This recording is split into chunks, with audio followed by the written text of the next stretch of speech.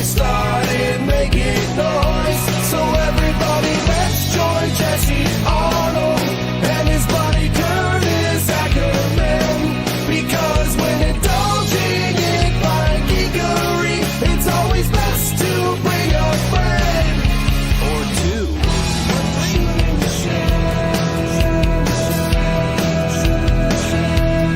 Everybody loves shooting the shell.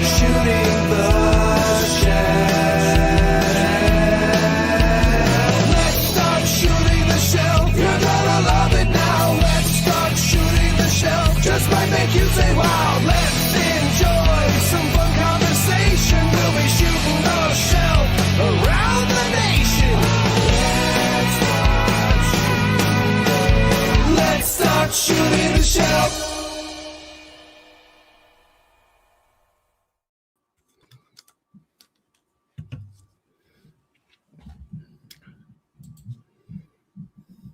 Good morning, everybody. Can you hear me? Am I We can. functioning now? Yes, you are. Good grief. Good You morning, got back in everybody. time. Welcome to Shooting the Shelp. Shelp? Shooting the shelp. Shelp. 194 tonight is the day happening. Things are processing not correctly. What do you got there, Curtis? I'm trying to put this Anthophiles together, and I've just got to say, I think we got a video clip from Kevin on this. It's time for Curtis to rant. Blah, blah, blah.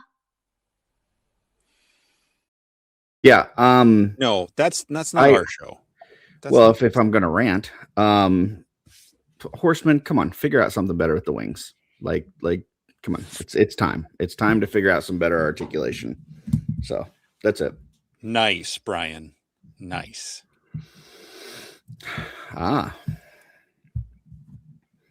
You're gonna be at CarverCon, right? I sure as heck am. Nice. Me too. That should be fun. Yes, it will be fun. I've got some stuff cooking in a brewing, in a percolating. You're bringing food? Huh? You're bringing food to CarverCon? I mean, maybe. Oh, very cool. All right, I got him together. All right. I forgot about his little. There? What are those mandibles? Things on his face. Your jaw. Yeah. So that's a good looking bug. It's pretty good. I don't know if I like this head better or this head. I'm gonna have to. This head looks pretty cool, but it might be a little too big. I don't know. So could be. Anyway. Could be. Well, hey, we got some folks out here in the chat before we bring our guest on. Do you want me to run through the names? Oh, yeah, I'll go through the names. You're playing with your toys. Tonight, ladies and gentlemen, at the top of the charts, we've got Curtis reading off the names. Oh, all right. We got Dave Orkin. Hey, hi, ho, hello. So we added a ho this time. So it's normally hey, hi, hello, but we got an extra. Hey, hi, hello, we got hello, Recon hello, Rage hello. here. Freaks Figures. Crom 316. He just had a birthday. It was Friday. Happy birthday. The retired Amir Kaspar is in the house. Yes, he is. We have V-Dog here. I don't give a fuck. His name was Mike. Fucking Mike. That was for Casper. And then there you go. On top of it, this guy. Omar Munez is here. Just got done watching Legion's Kings from Friday. Really good episode, except for the fact that when they were first starting it, Schmerber goes, we'll go ahead and finish before Offworld so we don't have to hear any crying. I was like, wow, this guy just woke up and chose violence. I mean, that's a fair statement to make. I don't think it was necessary. I think it was unnecessary. Well, very accurate.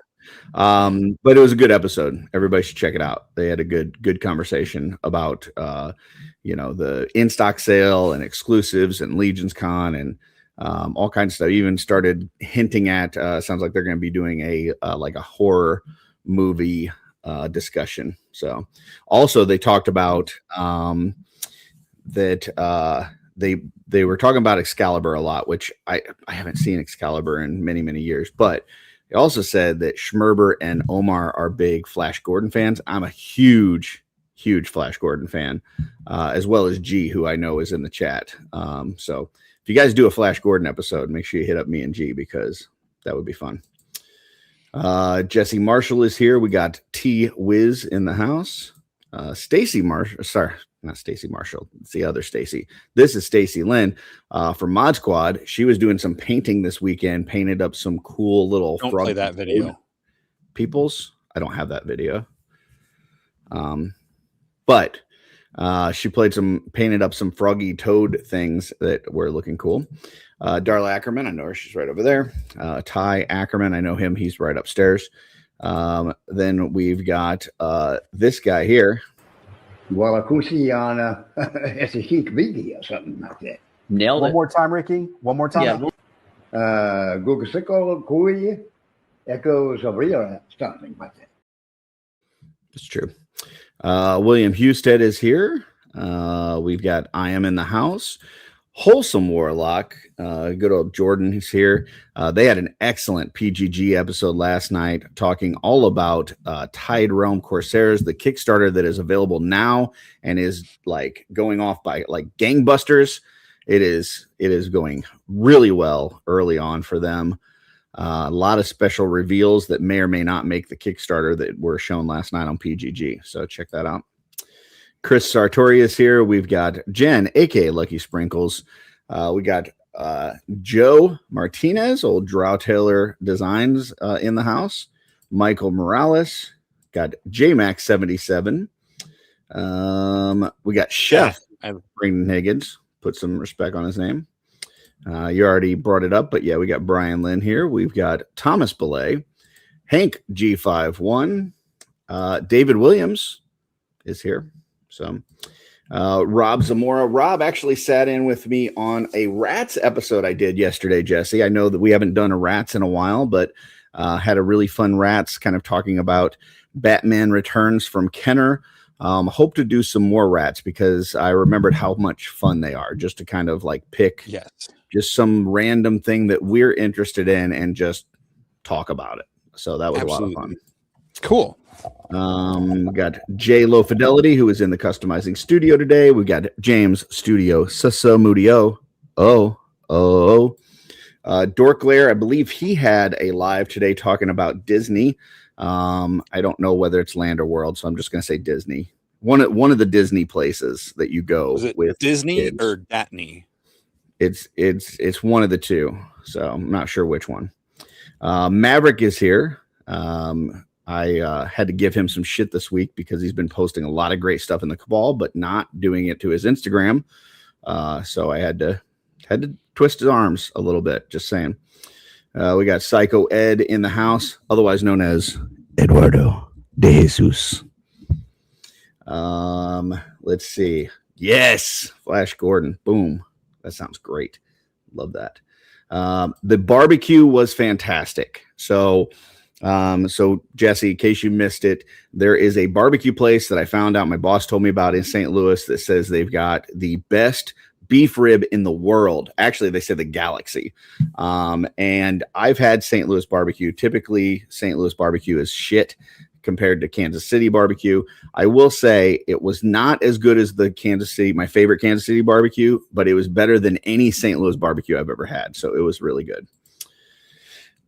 Kit Bash Blackburn is here. We have Kyle Robinson, who is also with us for Customizing Studio today. We got this guy. What do you know about this guy? This is Kevin Boots. He's been a member for over 2 years. Look at that, 26 months, and looks like he's putting the boot down. And then Joe was happy that you waved to him, made him feel special. So We also have Plastic Platorium here. Here's Stacy Marshall. I called her off There she early, is. but there she is now. And that is everybody currently in the chat that has said something and that is not just lurking in the shadows. So, Well, thank you all for being here. Whether you're shadow lurkers, shadow dwellers, shadows, whatever you're doing in the shadows, that's fine. We're happy to have you here. And if you're commenting, we're happy to have you here too.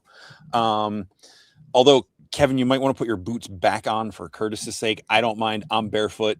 I don't know. We might see my foot. as long as pop up I on don't the have to screen see it, I'm good. at some point. But hey, folks, put your applesauce together. Nope, that's applause. For our guest, that's applause. Round of applause for our guest tonight. The one, Wait, the one only. more second. Sorry. I just noticed we do have Dub3 here. And I wanted to say, since Dub3 did not watch the customizing studio today, I just want to let him know that a lot of people said, fuck you, Dub3 in the customizing studio today. Several people. So, you may want to check it out. If you don't want to check it out, I'm sure there's going to be many shorts that come out of it. But just in case, Dub, fuck you. There you go. While the thoughts and comments of Curtis Ackerman do not necessarily reflect those of Shooting the Shelf, Just Shelve It, our parent or subsidiary programs or affiliations, But hitherto it does nether represent regions, customizing studio. hence unexplored therein with the disestablishmentarianism. So, folks, gentlemen, ladies, folks of all, put your hands together digitally for the one and only David Whitney. Hi. Hi, David. Thanks for having me. I'd like to say fuck Dub. Thank you. No, I'm just kidding. Thanks for having me, dude. Thanks for joining us. Of course. Oh shit, he already watched it. So I believe Jay was working on something for Dub. So he asked if he was here, and I said no, he doesn't ever watch the customizing studio. So fuck you, Dub. And then I got everybody else to say it as well. Oh, so that wait. we thought if we said it more times, then when I go to clip the episode for shorts, it'll make sure that it gets in there. So well, it looks like, and I think I saw something online, Dub got a puppy. yeah, the one that he said he Uh-oh. wasn't going to get for like a month. He said he was not getting a puppy, and then he got the puppy. Well, So, you know all the internet jokes about dads and puppies. I Yeah, don't, always get the actually. puppy. Always. Okay. Pup 3. That is fucking funny. That is good. I think Bill just won the comments for the night. Yeah, I can't believe I didn't think of that. That is pretty fucking good. That's witty. That's witty. It's Well, David, at the start of the show, we do a little thing called shelf selections. This is where Jesse and I found some things on the intranets during the week that it's inspired us, and then we pull it up and look at it. So here we go. Starting hold with on. I have a question. Jacob, I'm not cool with the kids. I don't know what looking drippy low key means. I think it's good. Please It's good. It's explain it to definitely me not- like you would a 5-year-old. It means you're not chopped. Here, I don't know what that is, but here's what I would say. We've got David on, and you're wearing yellow and stripes. That's very Bumblebee like. So I'm gonna say that it works. So good job, Jesse. You're welcome. Yeah. Wait, what? All right, here we go. And this was supposed to be on a slide with another thing. Is it on the next one? Yeah, Yes. There we go. Okay, Come so on. this is Trust the Jesse. good job, Jesse. This is from Maverick Phantasmagora, otherwise known as Maverick Architect, who I had to give shit to this week because he was doing awesome things and not putting them on his Instagram. But first off, I looked at this and I said, wow, that looks fucking amazing. That is an awesome build. I love it.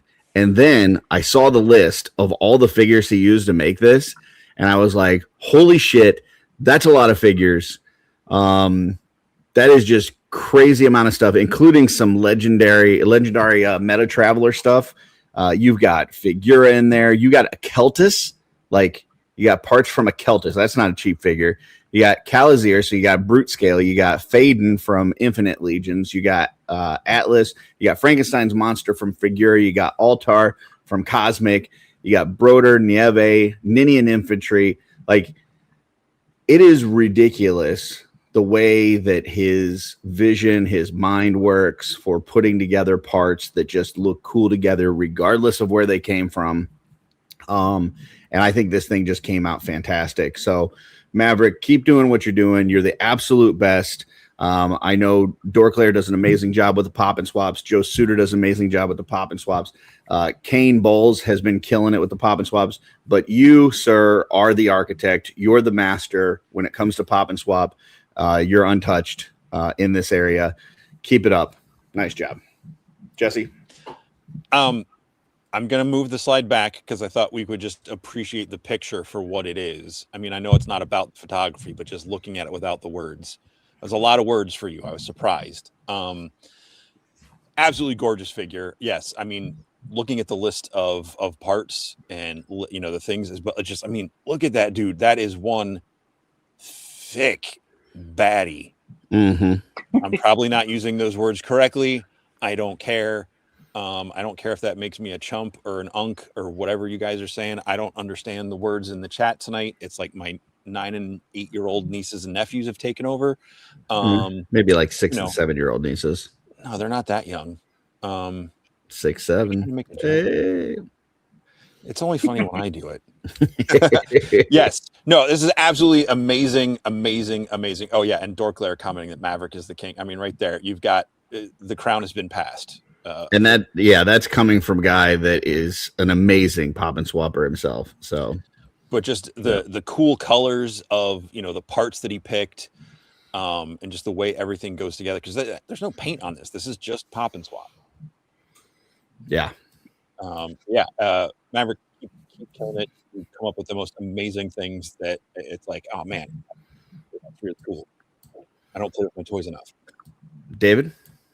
I think you could just do every shelf selection. The first one can just be one of Maverick's. If it's I agree. not, you probably just didn't see it. All of his stuff is so rad, and I forget that it's pop and swap. Like some of it, like I like that he puts a list there because it's like some of that stuff I don't know where it came from, or I can't just guess where it came from.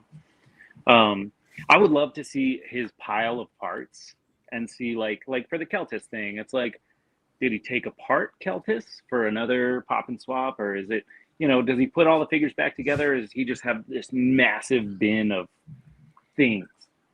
So Maverick, Like a giant tank, think like about Uncle it, yeah, Scrooge, just send us a diving into picture. the parts. Yeah, post a picture of your pile of parts because it's fascinating. I know. But, yeah. I know. I did a how'd they do that with him, and he did have a few that he's like put together that he's kept, but a lot of them, yeah, he puts it together, takes the picture, and then pulls it right back apart. So That's how I am. Anytime I pop and swap, I put it right back. yeah, so which is just insane. But he there are some that he has done some painting on some, but he's got such a good eye for colors and matching. And then when he takes does the photography, just the way that he does the lighting and stuff, that even if something was a little bit off, the way that he does the lighting makes it work. And yeah, it's real deliberate. Yeah, it's really so well it's done. between the pop and swap and the photography, just great work. So keep it up, dude. You're awesome. Absolutely. Next is one of Jesse's. This is from Emerald Knight Photos, Emerald_Knight_photos. With the two of the figures I also don't have, but that's okay because I get to see awesome pictures like this and appreciate them. I wish even you would more. have told me that. I could have sent you a Phantom Trooper. I'm drowning in them. I don't want a Phantom Trooper. Like I think it's cool, but I'm good. They're pretty awesome. Yeah, they're good. I know they are, but they don't fit into my collection. Okay. All right. But you got what, Captain Christmas and Hot Pants McBaddy there, just looking really cool. And you know, the background, the lighting, the atmosphere, just a really, really fun shot. For those keeping track at home, that's 2 baddies from Jesse. You can mark that on your bingo card. David, thoughts on this one? I love this shot. I really like that Lieutenant Holiday figure. And then, like you were saying, the Phantom Trooper is like, he's so cool in hand. So I just love that figure. I don't have the setup like that. I didn't use the visor like that. Mm-hmm. But I do like this saboteur looking guy.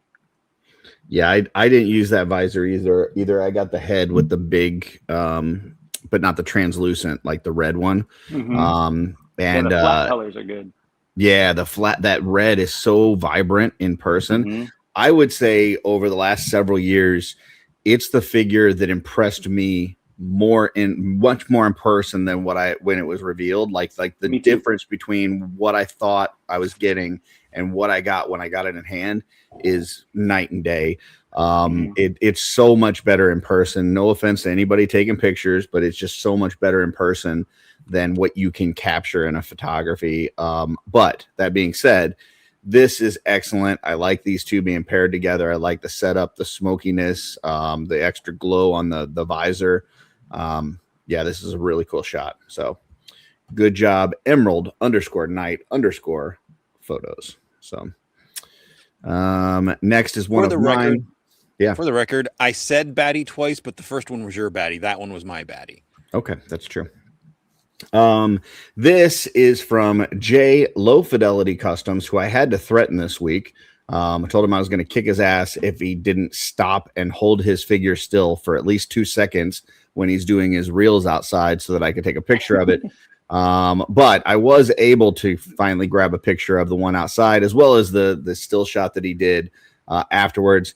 And I have seen this armor painted up a bunch of times. We got it in the Alithia wave, and it's been used on several different figures. I don't know how I or anyone else never thought to make an equalizer out of it. Like, this is fucking brilliant and awesome and cool, and I love it. And then the rest of the figure is cool too, but that part of it I think is just fucking genius. So, Jesse, show of hands in the chat. How many of you watching have been bullied or been given shit by Curtis this week? At least 2 so far. I'm asking the chat to confirm. But anyway, continue. No. This is great. As soon as I saw the equalizer, I was like, "That's Jay," and then I realized it was Jay. Especially when I see the videos, I know it's him before I know it's him. Jordan says, "Look at me, I'm Jay. I make dope customs." That's exactly how he sounds. Yes. Yeah, this is killer. It took me back. I would skip class in college and just watch the equalizer on my Winamp app, on my computer, and just watch it and cycle through all the different ones. Okay, all the people are coming out of the woodwork that I've bullied this week. This is not good. David, what do you think about this? Dude, I thought this was super clever. It popped up and instantly, I know who it is every time. It's good to have consistency in your posts, but this one was just super clever, and the use of color was really cool. It's just a really neat figure with a really cool paint job. I did bully Kyle into getting an Instagram today because he was painting in the studio, and I'm like, he finished this awesome shredder that he was working on last week, and I'm like, did you already post pictures of it on Instagram? And he goes, oh, I don't have an Instagram. I'm like, what the fuck are you doing? Why didn't you have an Instagram? So yeah, there's at least a handful of people I've bullied this week. I'm sorry, folks. It's okay. All right. Yeah, this is awesome. Nice job, Jay. Make sure you hold your figure still long enough for me to get a picture. So, all right. Next, Jesse. This is from Zaus_Toy Shots, XAOS_Toy Shots. And that's my girl Ahsoka in my favorite costume for her from the Rebels era, next to a giant tree. And I just really like it. It's really cool. I like that the tree and her outfit are kind of similar in colors and tones to where it really lets her head and stuff pop out. Yeah. David? Yeah, me too, dude. I love Ahsoka. It's kind of hard to pick a look as much as this series. I loved Rebels, so this look is one of my favorites just because of that. But I like in shots like this where it's like the tree doesn't feel oversized, because in Star Wars there can be gigantic tree structures, you know. It's just a cool shot of a cool character. I love seeing Ahsoka anytime. Yeah, I love the outdoor photography. This is a really cool shot. I love the blurred on the like kind of the side background. This looks really nice. So I really like the perspective of it coming from down below and kind of an upward angle. And like David, like the fact that you're in this, alien universe where you could have this like super massive tree makes it feel to scale. So, I mean, to be fair, we have giant trees here. Oh yeah. Yeah, that's pretty big though. This is Phoenix_Force_creation. So I snapped this picture from a reel because there was not a still shot of this. But I have to tell you, folks, like this is absolutely amazing. You should go follow this account and watch particularly this video, but several of his other ones. He made this from scratch.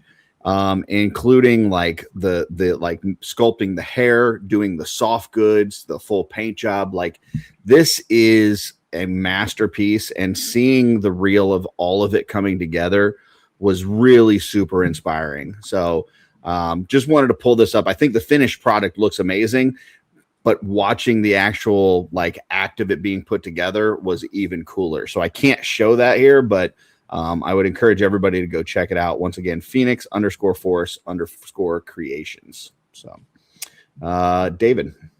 I actually saw this reel that you're talking about. I love seeing customs come together the way that, like I don't know if you guys customized, before Legions, but it was a lot of like Sculpey and green stuff, and in like the 90s and early 2000s, and it's just cool that people still do that. Like they still really put together customs from scratch, and this looks phenomenal. Jesse? This just makes me feel really ashamed of myself because I did a White Queen custom before I got into Legions. It was one of the first full figure customs I did. And I used a sock to make the fur lining of her cloak. like the ankle part, I was like, it's gonna be up on a shelf. It'll look ruffled enough compared to, and the rest of the sock was the cape. Talk about like, dollar store Emma Frost, but this is amazing. I've always been impressed by their customs. Especially like the detail in the paintwork alone on the faces and stuff are always like really strong. Yes, it was a clean sock, Thomas. It was still flowing. It was soft. But yeah, I think it does amazing work in this one. I haven't watched the video for it, but I saw the custom this week. Or I didn't watch the whole video, but yeah, it's phenomenal. If you want, Jesse, you can say fuck you to Dub Dub. I don't want to say that. Everybody's doing it. It's fun. All right. Next is one of Jesse's. All right. I have no idea who this character is, but this is Cyril.mallet.photography on Instagram. I just thought it was a cool casual shot of a character walking their pet pig. It jumped out at me, so I picked it. I really like it. David? Yeah, it's cool. I like all these import figures. I don't know what any of them are. They just look cool. And that pig rules. Like I like that guy. He looks so happy. But yeah, I have no idea what this is. It's good. I don't know either, but I think this walking pose is really well done. It looks supernatural. Very cool. Very cool job. Like the show Supernatural? Because he's saying she's from Naruto. I don't know. Lady Sunday. All right. Next is one of my picks. This is Orsu._ maybe another underscore. I don't know. And Mess Toys. So it's no secret that I love my Mess Toys Spider-Man. They have so much articulation. They're such a good price. This is probably my favorite out of them. I just thought this was a cool shot. There's not any sort of like super background and lighting and any kind of other stuff going on. It's just a nice pose and cool shot. So thought I would highlight not only this figure but this account. So nice job, David. Yeah, this is cool. I have this figure.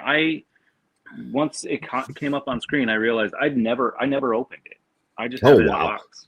And yeah, this thing looks so good. And I think it was like $30 or something like that.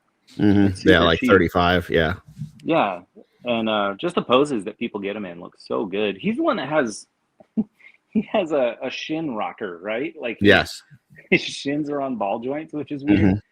But yeah, it's a cool figure. That's a great shot. Jesse?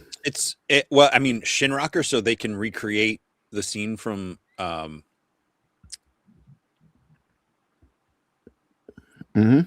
what's that movie? No idea. I think you're the only one that knows the answer. Misery, where she hobbles the legs. Yeah, like that. No, that jokes aside, this is a really cool looking figure. I didn't know this. You can long press a reel on Instagram mobile app and it freezes the video and removes all the Instagram overlays so you can take a clean screenshot. Well, thank you, Dead Man. Appreciate that. Yes. I just assumed you just didn't take the time to do that because I just didn't know. I'm from as Thomas says, I'm from Missouri. It gets rid of the name of the account though too, so you'd have to gotcha. You'd have to crop that in. But yeah, this the figure looks really cool. I really like the gradient background. Just really makes the figure pop and stand out and just show off. Super simple. I don't have any of these, but I think it's really nice. It's really clean, and it really shows off the figure. Well, if you ever want a super articulated Spider-Man, don't pay Mayfix dollars because you can get these mess toys for like a third of the price. So yeah, I don't. Yeah. Next is one of Jesse's.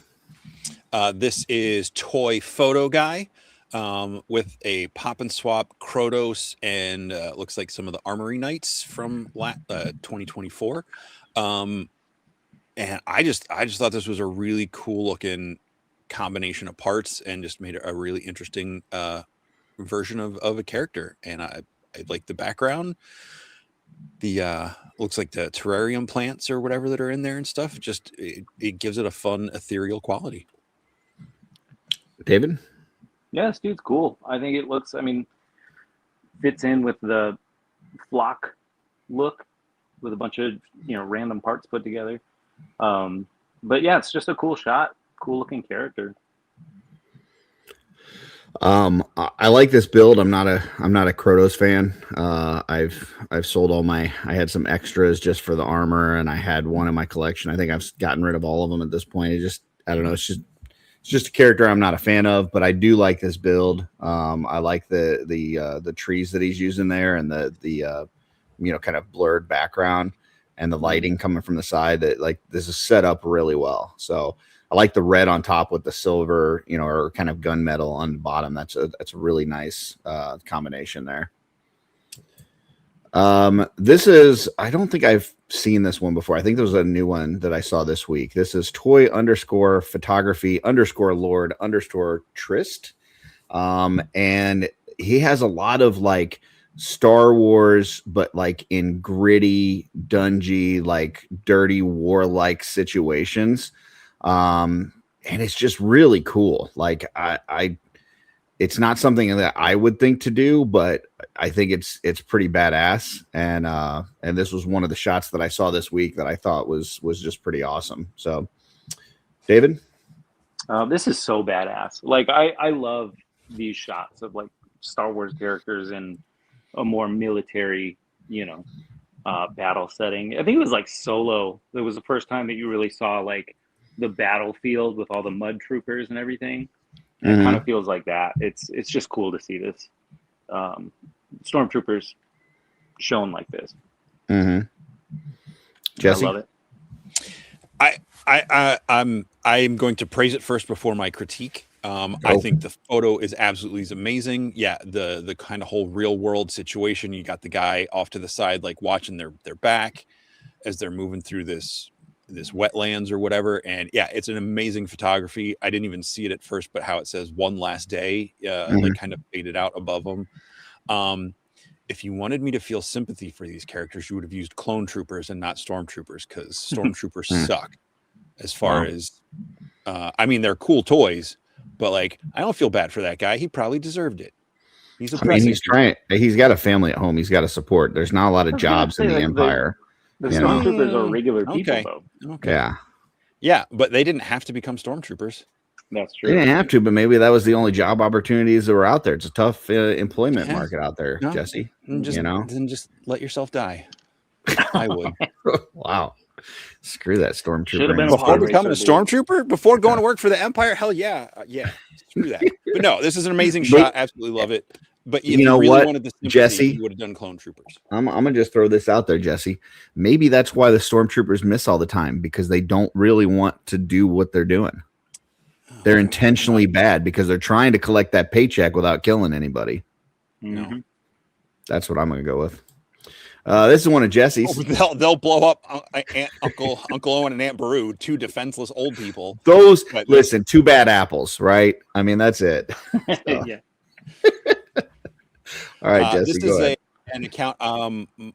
Is it Mike Regal in the Cabal? I found his Instagram this week. Wing Scribe.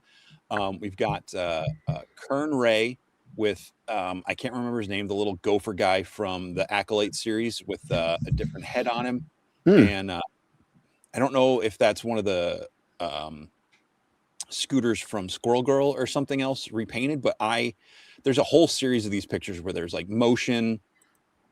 There's one I think I saw today where like they hit a tree or a rock or something, and they're flying off the scooter. But they're just really fun. He's just telling little stories, with all the posts. And I just think I love the scale difference, since we don't have our imp scale stuff yet. To have like a smaller figure with Cosmics is really cool. So I can't wait to see what they do with imp scale and Cosmic. And this is an amazing picture.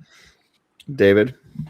I love this series. I didn't know he had an Instagram, but this build, the little characters build with the Cosmic head is so rad. I love when he posts pictures.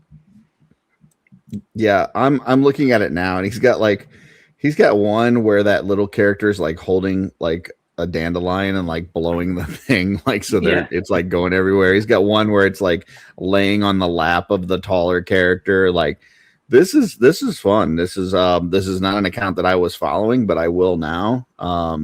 And yeah, this seems like a very fun kind of storytelling with visuals, which is the best kind of storytelling because you don't have to read. Yeah, so exactly. Yes, show don't tell. Yeah, there you go.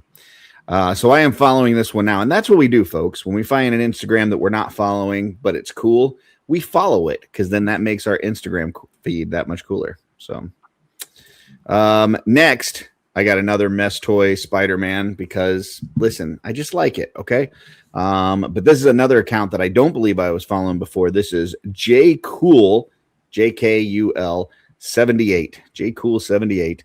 And just another awesome pose with one of these mess toy Spider-Mans. This is the superior neighbor because it's a neighbor, not a Spider-Man. I think it just illustrates like the cool posing that you can get these things into. Like that is just a ridiculous pose right there, but it feels like something straight out of a comic book, like the way that he's like just perched there and kind of looking, out. So I thought this was super cool. David?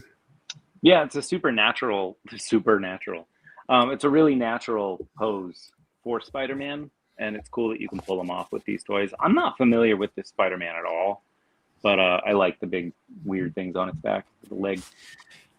It's a storyline where Doc Ock died, but his brain went into Peter's body, so he was like piloting Peter's body around for a while. And but he was trying to do good because he was overwhelmed by Peter's memories of like trying to do the right thing for Uncle Ben, that he started doing good in the arrogant Doc Ock, the rice guy. Yes, the rice guy. It almost made me take the Lord's name in vain, Curtis.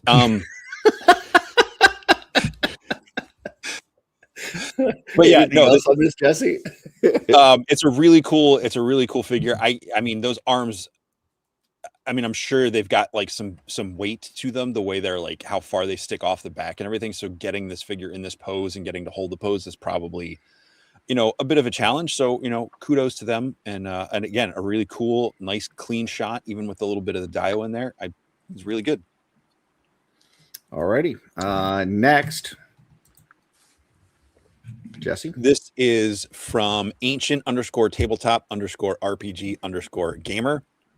I don't think we've ever said underscore It's a lot as tonight. much on an episode as we have tonight, but it's just a fun pop and swap with Broder and some of the parts and stuff. And I just I didn't even bother messing with the pop and swap because I just wanted the Broder like the as designed version on the shelf. But this is a really cool look. I love the way the blue and the wings ties into the shield and everything.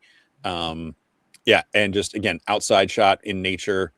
It's got those little tiny rocks and stuff down at his feet that make it feel, almost like it's in the right scale. Yeah, it was really cool. David? Yeah, it's really it's funny with like new waves. If I don't buy multiples of a character, I forget that they can look completely different with just the parts they come with. But yeah, this is sick, man. I like it.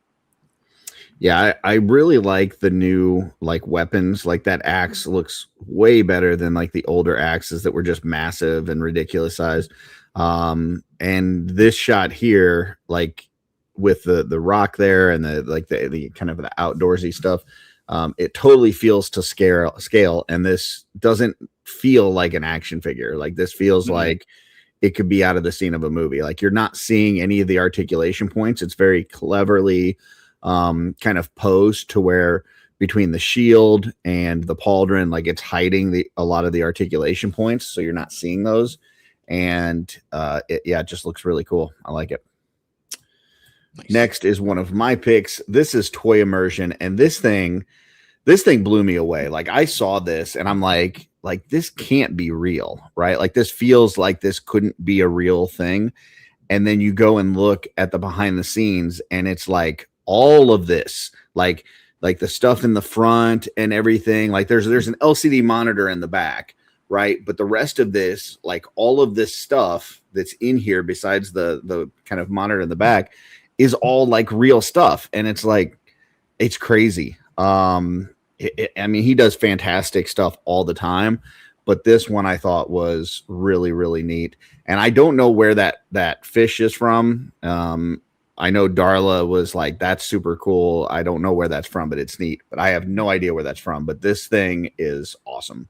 So, David? Yeah, that's a rad shot. I wouldn't have thought it was a figure at all. Like it just kind of looks like a painting. It's really just a really neat shot. Jesse? I don't know what that creature is though. It's that one that they talk about in Age of Ultron where that like it mesmerizes. Is that what? Yeah, I think that's what it is. I don't think that's a cuttlefish, is it? I believe it is. That's a God, I can't think of the name. They're also those types it's not of a fish cuttlefish. are also It's an anglerfish. Anglerfish, and they're also about that big. Oh, okay, gotcha. Yeah, they're not really big. So like, I knew they weren't as big as this picture is depicting them, like in real life, but I didn't know they were that small. But yeah, I really like. I think this is really fun. It's again, I don't know what that toy is from, but it's really cool, and the way it is gigantic. With I think that's a Joe, right? A GI Joe. Yeah, it's a something like that. Like the lighting on it, like you said, David. At first, like I had to look at this a couple times to realize it actually was like a toy, and not like a painting, like you said. Just the lighting is really cool. I love the water effect of the Dio in the background. Yeah, it just it's throwing a lot of different pop culture references in my between Creature from the Black Lagoon, Episode 1, just all sorts of stuff, and it's a really fun shot. Well, if anybody knows what toy line this from, let me know because I might need to get one.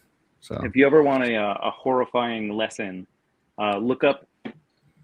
So that would be a female anglerfish, and you should look up like the life of like a male anglerfish mating, with Is a that the female. one that it like attaches to her body and like Yeah, and it 6 of them absorbs will the whole attach to? thing. Yeah, I've seen that, and it's like very, very not nice. Yeah. It like basically like gets absorbed into her body, Yeah, it like looks several of disgusting, them. dude. It's awesome. pretty gross. It's like the scariest thing I've ever seen. Yeah, it's pretty gnarly. Brett, your Okay, system is showing. yeah, you're gonna have to read there for us, Jesse, because I can't read that. Anglerfish sizes vary significantly by species and gender, generally ranging from under 1 foot 30 centimeters for most species to 3.3 to 4 feet, or 1 to 1.2 meters for some deep sea females. If I saw a 4-foot one of these, I would shit my ocean. I would like, yeah, no, thank you. All right, next, Jesse. Speaking of Kevin Maboots, Kevin M. Boots 77 with this awesome pop and swap. I love the way he used that blue from the torso from Scally and the cape and the plume and everything. Like, this just really gives off like super heroic, hero knight, and I'm here for it. And again, out in the woods, and again with the blur and the effects that he's got and the way he took the shot, it just really sends this shot off as one of the knights from the Round Table. Maybe, I don't know. Yeah, this has serious vibes of, I believe it's Strongheart from D&D. I had that figure when I was a kid. I know NECA has just recently done some, and just with the the bright silver and the blues, like this totally like feels like that. All he's missing is a mustache. This was actually one I was really close to picking as a shelf selection, but I was like, I bet Jesse's going to get this one. So I held back so that I could get another pick in there. But yeah, awesome job, Kevin. David? Kevin's I love Kevin. Like, I think he's a cool person. And to top it off, like, everything he photographs is cool. Like, I love that everything's outside and all his pop and swaps are good. Like, just the highest praises for him in general. Like, everything he does looks great. This is a fantastic shot. Absolutely. Next is one of my picks. This was actually sent to. Oh, go ahead.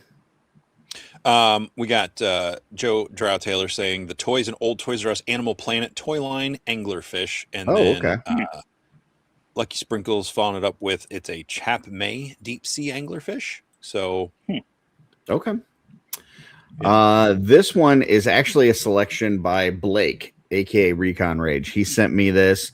Apparently it's some sort of airbender tribute thing. I had no frame of reference. I did think it was just a super cool photo. So this is from MW Forrester, who always does awesome stuff. And yeah, this is a super cool photo just looking at it. But then apparently if you know the reference, it makes it even better. So David? Yeah, I don't know the reference either. It just looks cool to me too. Jesse? Like the atmosphere. I know a lot of people are mad at me for not knowing Avatar: The Last Airbender enough to get the reference. Not necessarily people in the chat, but just in life. They're like, you haven't watched it? I was like, I started it and then I moved and I just never got back to it. So I will someday.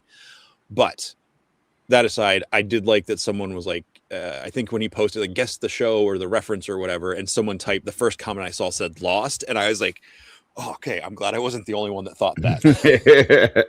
Not that I remember a scene like this in Lost, but just the way they had that temple in the later seasons. But yeah, I think, now I'm intrigued, and someday I will get this reference, and I'll be like, that's that picture that Michael took. So love it. Love the lighting. I love kind of the, the grayed out of the dappled shadows of the trees, and then the rays of light coming down right on that one monk. Is really, really cool. Before we move on, does anybody know what the shield here is? Obviously, I know the sword horseman part is from the Silver Knight, but the blue part of the shield, is that, you know what that's from? I felt like that might be custom because I don't recognize it.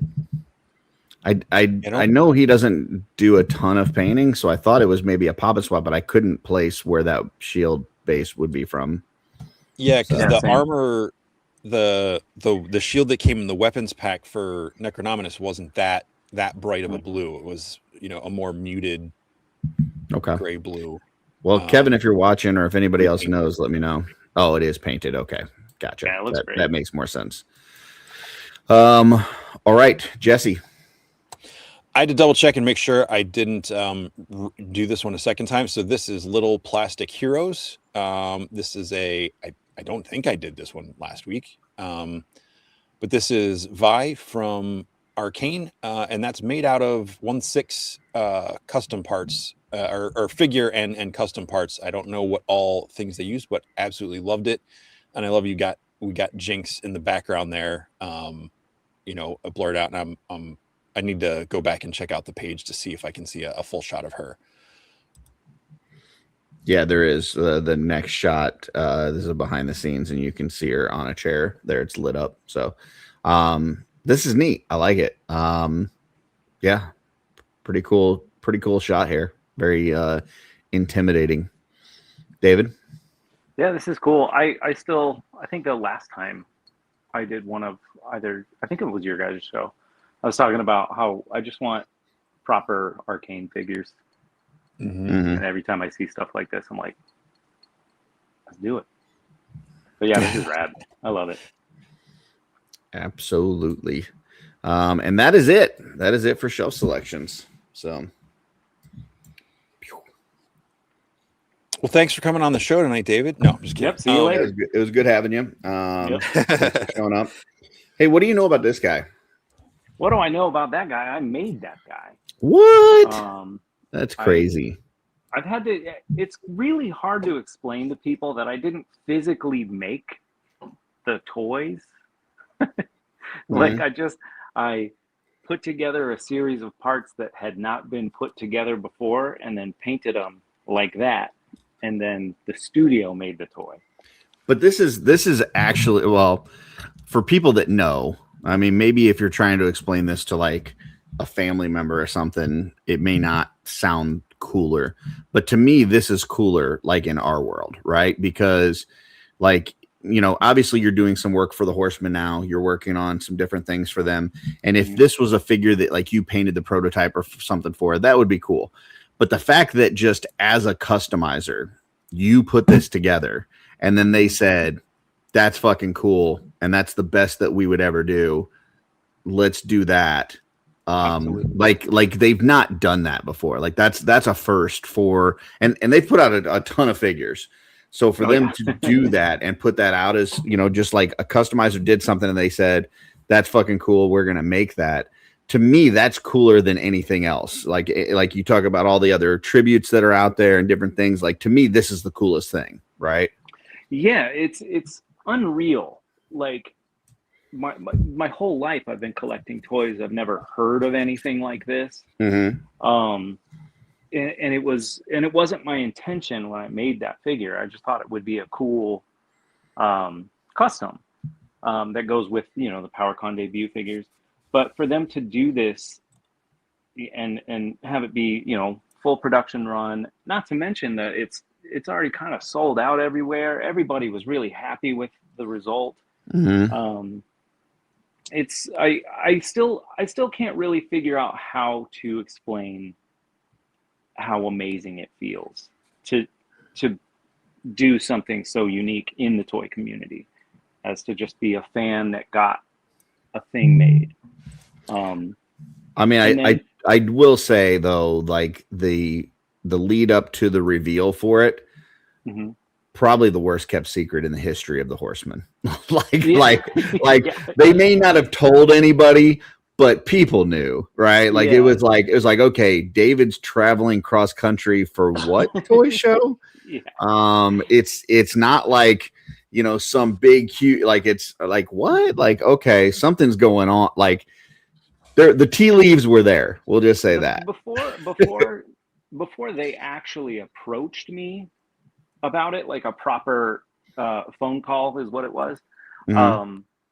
A couple of the studio members asked me about it. They were like, "So you're on board with making the Buzz Off tribute?" And I was like, "I don't know what you're talking about, but that's cool." Like when they give me a call, I'll say yes. But I already kind of knew it was coming a couple years or a year prior. But there was a proper phone call and a proper, like, it was like asking permission, which is hilarious to me, that they were like, hey, is it cool if we do this? I'm like, absolutely. Like, this is a toy line that I adore and collect. So just to be loosely associated, for one, is cool, but like the way that they, wrote the bio kind of for me, and it's just the whole thing is just such a special moment in my life. Yeah, I can't even imagine. I mean, obviously, we got to see it kind of play out live, but I think that was one of the ones that it was like really choppy. But then, like, Tanya had recorded it and she dropped it later, and it was a lot smoother. But like when it was playing live, like it was hard to see what was going on and stuff. Yeah, There was like a big storm at the hotel that night. Yeah. I felt pretty lucky for that, because Tanya, I watched the one that Tanya posted too, and you can't tell as much, but like I was like just holding back tears the whole time. I had not seen any of the photos. I had not seen the prototype. I didn't know any of the bio stuff, and they approached it so. It was just so sweet how they put that all together, just for little old me, I can't even imagine. Like, I know, like for Jesse and I, when they did our tributes, like we are watching on TV, right? But we happened to be like, we were going to do an after party for that special. And so we were in StreamYard with a few other folks, including Trevor. Trevor was the only one on that call that knew what was going to happen. We didn't know. But there was a few other people that were kind of in there, but we weren't recording it. It wasn't like you can't go back and watch it or anything like that. Yeah. But it was a little special moment for us as we were watching it, because we didn't know. We didn't get any sort of call. We didn't get any sort of heads up on what anything, that kind of thing. So when it happened, it was just like a little moment that only us and like 4 other people that were with us in that call will ever remember. Yeah, I got to see it happen. Which is also kind of special in its own way, but absolutely, to have that moment where you're called up and they show it to you and they read the bio and they talk about the Arizona connection to it, like, dude, I can't even imagine what that was emotionally for you. Yeah, I was a wreck, dude. It was like I thought I was gonna be fine, because I'm like I'm pretty cool headed most of the time, but it was a little overwhelming. My sister was in town. She was in North Carolina for her son, because her son goes to school out there. So she switched hotels and stayed at the hotel and came to the reveal, because I eventually told her. She was like, oh, what are you doing this weekend? I'm like, I'm going to be in North Carolina. And she was like, I'll be there too. I'll just meet up. So it was really cool to even just have my sister there too. Right. Which was really sweet. And she just loves everybody she met at the convention too. So it was cool to have somebody in my family that was able to experience the community and the reveal and all that stuff, because she's able to convey it to the other family members that have no idea what I'm talking about. Right. Well, and that's like, so like I tried to explain it to like my parents and kids and stuff, like after they revealed like Jesse and I's. But like, did you go home and talk to Thomas, your cat, and like let him know what happened? Oh yeah, he knew all about it. He knows how famous you are now. He knows what tattoos I'm doing daily. I'm like, hey man, that's awesome. He lays on this little thing here, and I tell him, I just have one tattoo. I'll be home in about 2 hours. Yeah, he cares. That's pretty everything. Cool. Yeah, I mean, there's just each one of those moments is super special. Like the when they did the lair and they brought Brad and Michael up at that G-Con, and with Michael, with that being like his favorite character in the line, and then to find out that character, not only are they doing a second version that's just amped up with all this extra stuff, but also guess what? It's you, right? Yeah. And then you look at those guys up there, and Michael's just a fucking wreck at that point, right? Yeah. And then you look at Brad next to him, and Brad has this look on his face, like he's looking at Michael, and he is just so happy for him, right? Like he is just over the moon for his friend. And then they're like, hey, by the way, you remember that other figure that we showed earlier? Yeah, that's yours.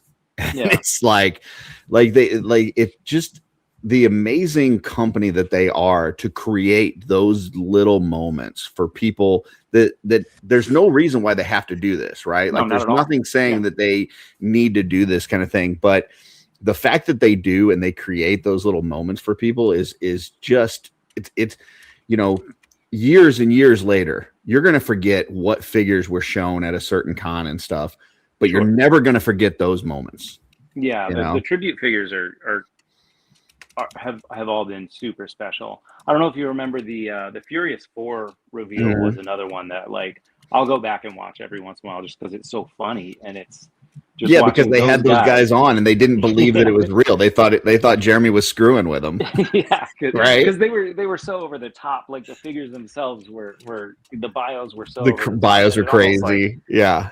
but I yeah, remember the one where they had with Walter and Mhm. they brought him, they had him on the show. It was like on Fourish Horsemen and then they're like, and it's not one figure, it's two figures. Like Mhm. you're getting two figures for a tribute. And yeah, I mean, it's once again, just, you know, for a company to do that, to know their audience, know their fans, know all, you know, to be able to put these like little tidbits in a bio about them, to be able to put things in a story, to create these moments for them. It's just something really special for sure. Mhm. And it's funny because in my display, all the tribute figures are like untouchable. Like I don't pop and swap. I don't do anything. I did with the Mhm. Furious 4. I put on the Crocs from Wolf King and like Yeah. you know that big bag of green stuff that comes with the Alf figure. Like Yep. you know holding that. But yeah, all the tribute figures are on display as something special. You Mhm. know, like I actually you know I bought an extra one of the little fox guys Mhm. because I have to have you know I have to pose it with the Thistlethorn head, you know, Mhm. for Jesse, or you know like the Amir. I have him separately. I got two because I have to because it's like you got to do him justice. Yeah, for sure. It's pretty cool. It's pretty cool. So now that this figure's out and you've got it in hand, how did they do? Do you look at it and go, it's not as good as mine? I love it. Well, I've had the production sample at the shop Yeah. since Legion's Con. It's really cool to get it in hand and it has the proper color joints and like it's not the production sample's kind of loose. Mhm. They just throw it together and put together. But yeah, it looks fantastic. I still have mine on display with my Motu tributes, and then I have like a whole Hero Zone shelf Mhm. area.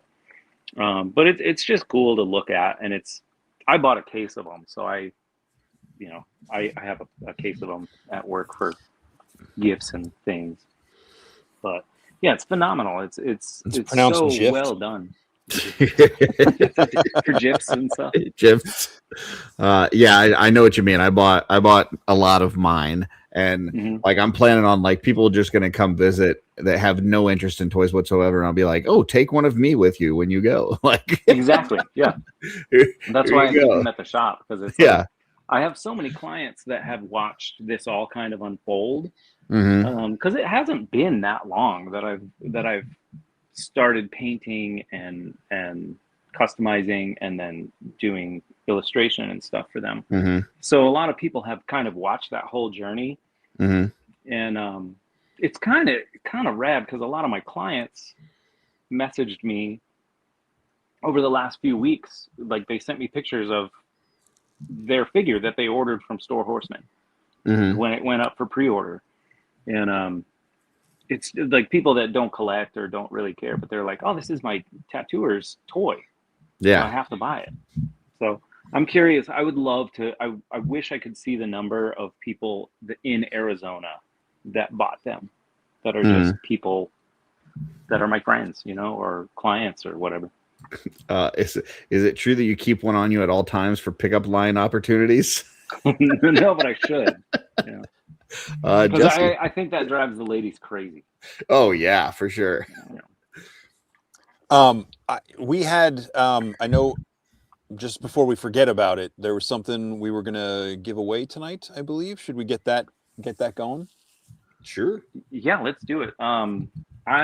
Because I ordered so many, and I am so happy to be on the show. I'd like to give one away to a viewer tonight. Beautiful. So, Curse, why don't that'll you be hold in yours mail. up again so we can show it off Yeah. again? So you'll be Yeah, I don't have it here. you'll be getting There you an go. unopened version of Anth I Sure. forget how it's said. Anthophiles. Yeah. Anthophiles, the David Williams custom tribute figure from Ox Crew Wave 2. So we're gonna bring up that banner here. So And this figure also made me feel the need to get this figure. Oh, There we jeez, go. dude. So Yeah. David, why don't we That tell them thing is the wild. what's our hashtag for the collection? What is our hashtag? Be gone. That's be the gone. one. Hashtag be gone. And go ahead and start punching those in the comments. And I just can to tell reach you out right to now, you. this is the only Sphexian that's going to stay in my collection as a Sphexian. Every other Sphexian has been turned into a Tusk. So Oh, really? I do not like the bugs, but this thing's too freaking cool. So, Yeah, he's just humanoid enough to not Yeah. be a bug. Yep. Is And it I'll because he pretend that doesn't have- it's a helmet, not a it's not his head. He's Not not an really a actual bug. bug, It's yeah. just a bug head. Are you? Well, I are mean, you, he doesn't have the bee's ass, so That's true. That's true. excuse me. You got a abdomen. phobia of bugs? There, I'm not a Kurt? bug Or- guy. I'm No. not like in my house, Darla is the bug killer. Oh, okay. So like if I see a bug, I will keep an eye on it, but I will scream for Darla to come to kill it. And then I will but I got to keep an eye on it because what happens is if I leave the room to go find her, come back, now it's gone. Now I'm going to freak out the rest of the night because it could be on me. Or it could be like ready to jump out at me or something. So yeah, I've got to like keep an eye on it and yell for her. And if she doesn't come right away, then I got to like yell harder. That's But funny. yeah, she's definitely the bug killer in the house. So Tom, my cat, he finds bugs, but he doesn't. He'll like bat them around, but he won't eat them or hurt them. But I can always tell when he finds one, and I just scoop them up and just toss them outside. I actually have a mail slot on my door, like I have one of these really old houses, and usually I just slide them through the mail slot, and they just wherever they end up. Darla was doing that for a little bit, and then she just gave up, and so now she just squishes them. She just whatever it is, she just squishes it. So What if they have a family? Kurt? it doesn't matter. She doesn't care about that stormtrooper or his family. She, yeah, she's gonna take him out. So That's right. very cool. So you've been doing some other work for the Horsemen. Mhm. Some stuff that we can talk about, some stuff you maybe can't talk about. Uh-huh. Let's talk about the Crossroad stuff. So Mhm. so how does that what does that conversation look like that you get informed on that and you know that that's something you're going to work on? It was actually really early on, like prior to last year's Legions Con, where he presented me with the opportunity to do it, and then I had never done anything like that, and for the most part, I don't really work in color at all. So like on the fly, I had to kind of like learn Procreate in like a way that I could send it to Jeremy. As far as, you know, I mean, I'm just not a digital artist. I never have been. But now I've obviously had to get a lot better at it. But yeah, it was a conversation, and I confidently just said, yes, I'll figure it out. Initially I was just going to draw the characters, and then he was going to cut and paste them on a background or whatever. And that wasn't going to work. So I came up with that background really quickly. I still look at it and think I'd probably do it differently if I were to do it again. But I do like how it turned out. I like. Did he tell you like the whole like story, like the background of what these characters are and what the idea is? Yeah, before they were revealed, I had pictures of all the builds, all the exclusive stuff, like what to leave out, what were going to be the main 4 builds. And then I had Trevor's photos as well. So, you know, like that's why like there's an archway in like the Mhm. crossroads, Yep. because there's an archway in Trevor's photos, and that was, that was a shotgun drawing. Like I drew that one night and then sent it out the next day. Very cool. But yeah, it was a little bit of back and forth to just like get poses right and all that stuff. I love working with Jeremy, because he's as enthusiastic as they come when it comes to these characters. So it's fun to just kind of nerd out about them.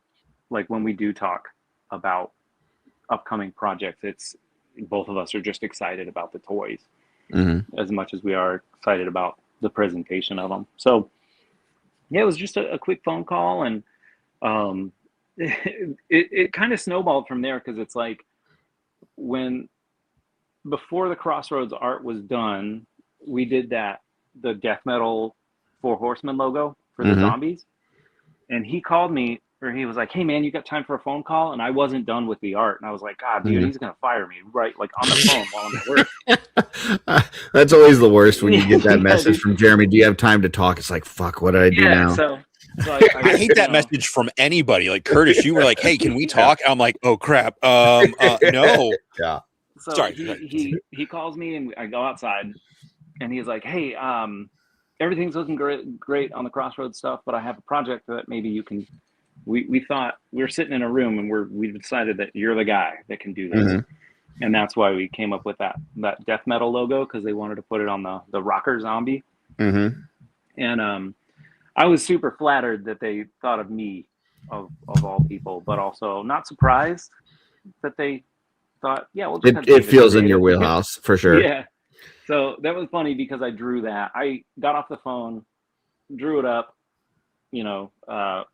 I had it done within like 24 hours.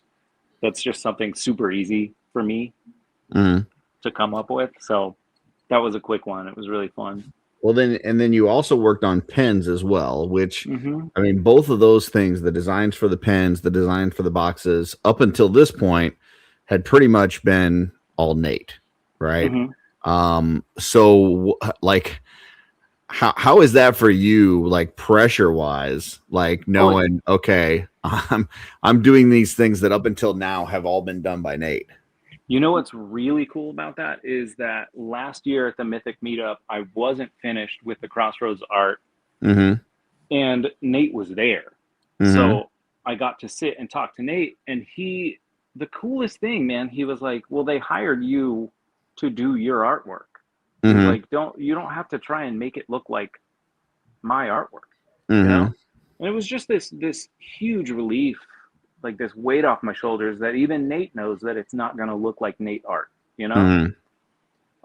So it's just the most supportive, just raddest community ever. Like whenever you guys do shows, or the studio is on things, and they're either wearing Crossroads shirts, or the death metal shirt, or the Baethier shirt, or whatever, it's like, it's crazy to me that it went over well, because like I send it off, and I'm like, oh God, I wish I had more time, or I wish I could do this, a different way. But it's just been so cool, the support from the studio, let alone, the whole community. So I really feel like I'm part of something special because of it, So I'm not going to ask you about things that haven't been revealed that you can't talk about. But one thing that your name was kind of attached with, and we haven't heard anything for a while, is this cosmic like comic book. So the cosmic comic book is all Joe Suter. Okay, I thought that your name was associated with that as well. No, I did. When they did the Ash Can for Legion's Con, I had drawn Zirian probably a year or two prior, right? And so I just jazzed it up a little bit for the okay, Ash so Can. it was in the Ash Can, but not as part as the other part. Okay, gotcha. Yeah, that's entirely Joe Suter. The lore book, on the other hand, is something that I submitted my final piece maybe 2 or 3 weeks ago, 3 or 4 weeks ago. So that stuff is going to be cool. Like, you're going to want to learn to read. That's going to be a really good book. Nah, it's all right. I got Darla. As long as There there's are a good lot of pictures. pictures, though. Yeah, There as are a long lot as of there's pictures. pictures, I'm good. That's been a really cool project. Like, I can't wait for everybody to get that. Yeah, and that's the kind of the story that he was Yeah, the working, Rise right? of the Dark Four Gotcha. or whatever. Yeah. I don't know if that's what it's called. Did but I you think do it is. any work for the 10-year book? No, Okay. no. That's What all about the RPG? photography. Is there any work that you did on the RPG? RPG? I don't know what. I don't know. I drew some stuff, but I don't know what direction they took. Gotcha. So I have no idea. Like, the RPG has been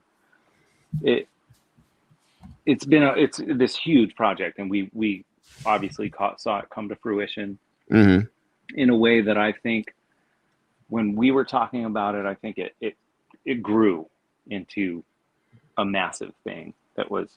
It almost seemed like the RPG was like a back burner kind of casual thing at one point, but there might be some art in there. I don't know. Gotcha. Okay. But what about this week? We got reveals for our first Legions Con figures. We got those are so a good. King Arthur and a Merlin, and yeah, the figures look amazing. Are we continuing from Crossroads and getting some David Williams box stuff for those guys? Not for those. No, Okay. I'm not doing.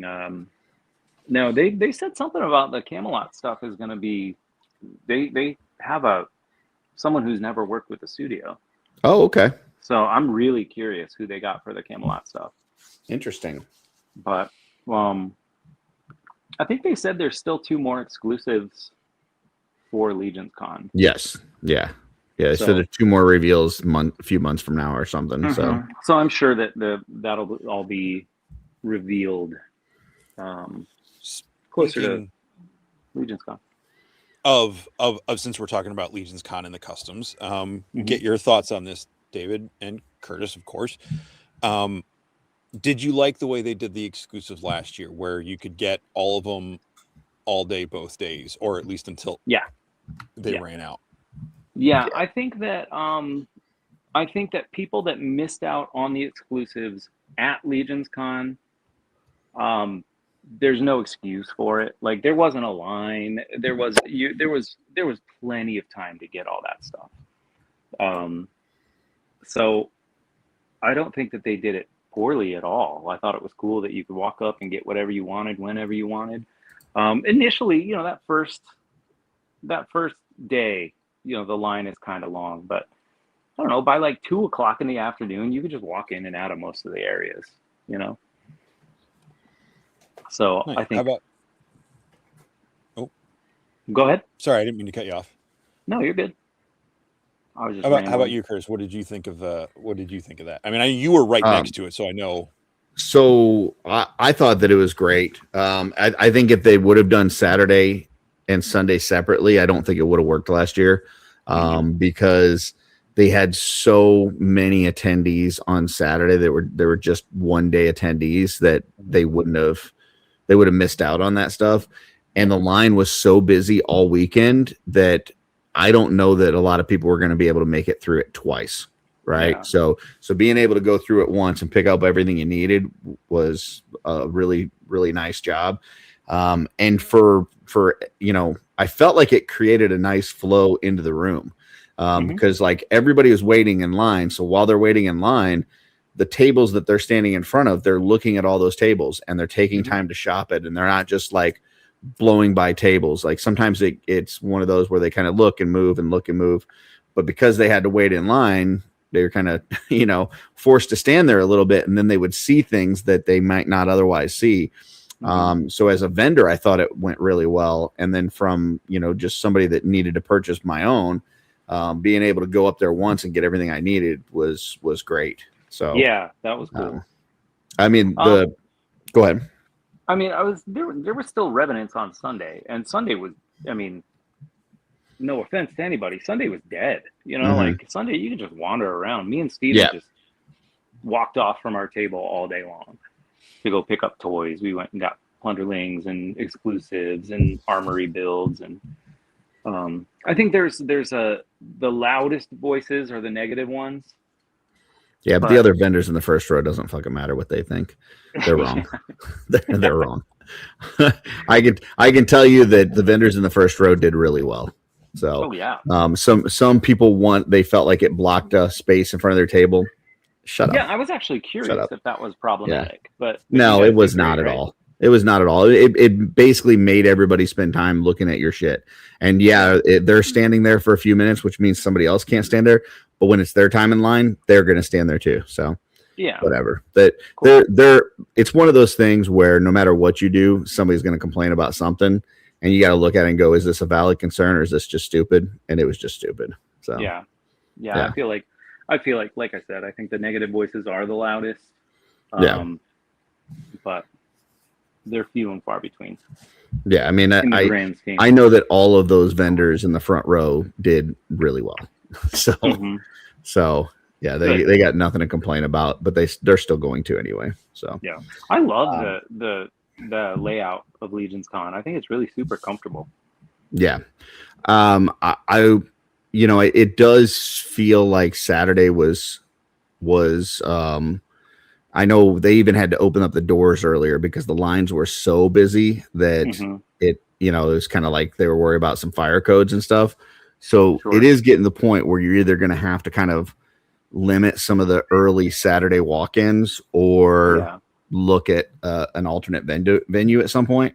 But it was good. It's a lot of stuff. Yeah. So I think Jeremy explained it in a thread that they've never hit capacity. There's no reason to change venues. I think that the problem people have with getting hotel rooms and stuff, I mean, it's the way it goes. People want to stay at the hotel because it's super fun, So yeah, I think it's a fantastic venue. Oh yeah, for sure. I'll say, go ahead. Jesse.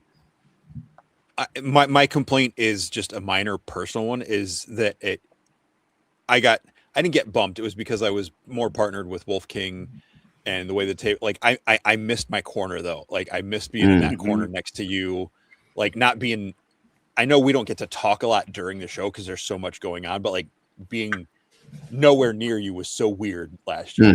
And, it was just different to have like a vendor like that in the room. But I think the flow was great. I mean, I was on the backside of the front row.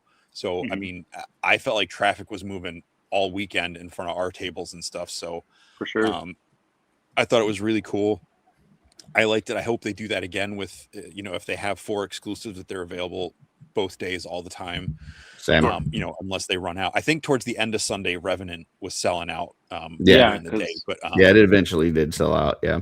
But like you could just walk up at any point at that time. Yeah, and just grab one. I didn't wait in that line at all. Like I walked up and got some Scapulars, got some Dalagards. I ended up getting an extra Revenant and an extra Churl. For whatever. But yeah, like I said, I want to address a couple comments here real quick. This first one is from Sean McLaughlin. Says they're full capacity as far as vendors go, correct? And then Brett says waiting list. So the way that it works is like if you're interested in a table, you let you let Jeremy know, and you get put on a waiting list. And what happens is there's space that opens up. Like vendors decide for whatever reason they're not coming back. They got something else going on. Maybe they've moved out of the community. Maybe they've gone and created their own toy lines, whatever. And so when those spaces open up, having a wait list allows them to kind of look at the people that are on that list and decide what is going to bring the most value to the convention, right? If I'm on the wait list and I'm selling, keychains with the shape of New Jersey on it, right? That's probably not going to bring as much value to the convention as if I'm coming in and I'm making a bunch of dios that work for Mythic Legions or Cosmic Legions, right? Sure. So they get to look at that wait list and see like who this person is, what do they bring to the table, what is going to add the most value to the convention. And then wanted to address this other one as far as Omar says, as the community grows, unfortunately, Legions Con will eventually outgrow the Hanover. I do believe that is true to a point. I know they don't ever want it to grow to the point where you have it in like a giant convention center, because that is not the feel that they want. They still want it to feel kind of smaller, family, friends. Like they want it to have that smaller feel. So they don't want it's not something that they want to get to where it's like you're taking every single, like you go to MesquiCon and they've got people doing like, cross stitch knickknacks and like there's some people there that it's like, this probably isn't a good fit for this con, but they had an open table and so they filled it with this person, right? Or this vendor. Yeah. You don't want it to get to that point where it's so diluted and watered down that it ruins that experience. But I know we're there for what, like 2 more years, I think, at this point. So we're already locked into a contract for a couple more years. But yes, at some point they're probably going to need to find a bigger space, as long as they do it without trying to go too big. So yeah, I don't know. Thoughts on those guys? I don't know, man. I think the next 2 years will show what it needs to show. But like I said, I mean, the actual convention, which is the point, has never reached capacity. Like you can walk through, you can walk up. You don't have to buy tickets in advance if you don't want to. They've never sold out.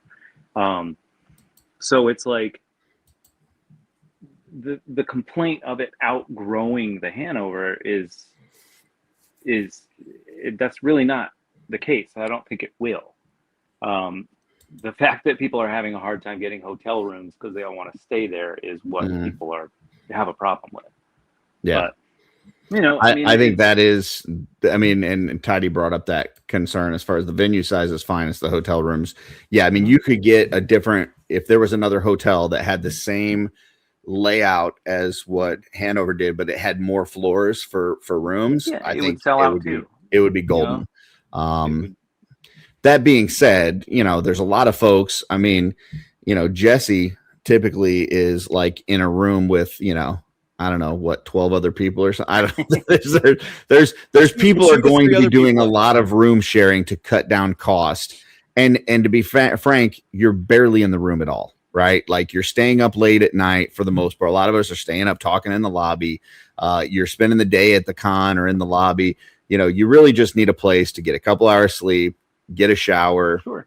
That's really about it. So sharing a room with a bunch of people is not the end of the world. Find some friends. And there are at least 2 overflow hotels, and one of them's already full. There's more coming to another one. And I know it's not as fun to stay at a different place. But the thing is, if you go, enough people are going to be staying at other hotels. So if you want to come to the hotel, the only reason that's a real problem is convenience, or if you are going to be someone who drinks or doesn't have a car, getting back to your other hotel might be a problem. So don't drink and drive. Please don't drink and drive. There are enough people at that convention. That would be stupid. Staying at the hotel you're staying at or close by, make friends, work out ride shares, or worst case, don't buy an extra exclusive and get an Uber. Like, be safe. Don't be those people. And I don't think we've had a problem with any of that. I'd buy a churro. For as much of the drinking that goes on in that hotel, like it other than getting a little loud, it doesn't get rowdy or crazy. The other thing about that. Oh, go ahead. Sorry. I was just gonna say, like you were saying, Curtis, like, yeah, you those rooms, you get 2 king size beds, you can fit, comfortably 4 people on 2 beds. And if someone sleeps on the floor, like I bring an air, like I never sleep on the bed except the one year I was like crazy sick and I collapsed and Joe slept in a chair. But you can make it work. Yeah, absolutely. Yeah, I think that the whole community aspect is like, it's why we're all here. It's like we all made friends. It's like, if you're a dickhead, of course you're not going to be able to room with anybody. No one likes you. Like, it's like people are willing to have you stay in their room or split the cost or all that stuff. It's really not that big a deal if you're just cool and make yourself a part of this community. That's all you really have to do. Thomas says the hotel should require a deposit, and that would weed a lot of people that are holding without the intent to go. Don't give them any ideas, Thomas. Don't give them ideas. I do think it would be a good idea for them to require a deposit. I think that Absolutely. I would rather pay the whole thing up front, if I'm being honest. But even if I just was able to put a deposit on it, that lessens the amount that I've got to try to come up with at Legions Con, or the burden. There's a lot of stuff you got to pay for at the show. So if I could have it already paid for ahead of time, that would be great. But I also do think that it would, I don't think there's some people that are getting the rooms that fully know right now they're not going, but there's probably some people that are kind of sitting on it like, hey, I probably can't go, but just in case, I want to have it as a like it would weed out a lot of those people for sure. So yeah, I think that's like, I don't think anybody's trying to fuck anybody over is what I'm saying, but I do think there's some people that got a room just to get a room, even though there's a good chance they're not going to be able to make it. Yeah. So. And then, I mean, even by the end of like just a few, maybe a month or two prior to Legions Con, like there were people that were new to the community that were able to score a room pretty easily because of that, because the people that did drop off or whatever. It's the FOMO of not getting it right away, or the freak out or complaint that they didn't cater to you specifically. Joe says, I need a room to myself. I need a place to decompress, do my anxiety and such. And that's totally fine too. Like if it's worth it to you to pay for the room yourself so that you have that private space, totally get that. I've talked to several people that kind of in that same boat. But just keep in mind, if that's not you and you don't need that, there are ways that you can kind of lessen that impact, financially is by sharing with, several other people. So, yeah, because the hotel itself it's a beautiful hotel, but it's a little pricey. Dude, there's tell them, Jesse. Look, I can't share a bed with someone. So like I'm probably never going to get married or have a girlfriend because I just can't sleep in the same bed. I flop around too much. I get super hot when I sleep. So I just let the other guys have the beds, and I bring an air mattress, tuck it over in the corner behind the desk or whatever, and just sleep over there. So everybody else can fend for themselves. I got my spot on the floor. There are people with air mattresses, people that'll sleep on the little couch there, people that sleep on the chairs, people sleep on the floor. Omar says, originally got a room for myself, but ended up sharing and cutting it in half. Just don't snore or walk around in your Speedos. So I even know some folks that sleep in shifts. I'm going to go take a nap for 2-3 hours, and then they go out, and then the other person comes in and takes a nap for a few hours, So yeah. There's ways to do it. So, and Crassus has a good point here. Check with the hotel, call them directly. I know there's the room block and stuff, but call them directly and ask, because sometimes stuff doesn't get updated to the website and stuff as fast as if you call. So start looking in September and October. We did get a cot. We had Joe Gonzalez stayed with us for 2 days last year. Before Jesse got there, or one day, I don't know, but we were able to get a cot for him. They only have so many, so they don't have one for every single room, but yeah, they do. They do have that. My air mattress is way more comfortable than the cots in the hotels, in my opinion. The cost for the Hanover hotel is $180 a night. The other ones, it looked like they ranged from $140 to $160, something like that. So it's not too bad, because that same hotel, if you try to book it outside of Legions Con, you're talking $400 a night. So 180 is pretty dang good. They added a new thing last year where that you had to pay parking, but there was a QR code to scan with your room number and stuff that So make sure you do that if you're staying at the Hanover. Yeah. All right. So these figures, yeah. I will just say I think both figures are great. Mm-hmm. I think all the figures last year are great. My one slight nitpick, and this is super nitpicky, but I've just I just got to keep it real. My one nitpick is I feel like they're putting exclusive parts with these that they don't need to put with them, and it makes it harder for them to sell the regular figures later on for the same price.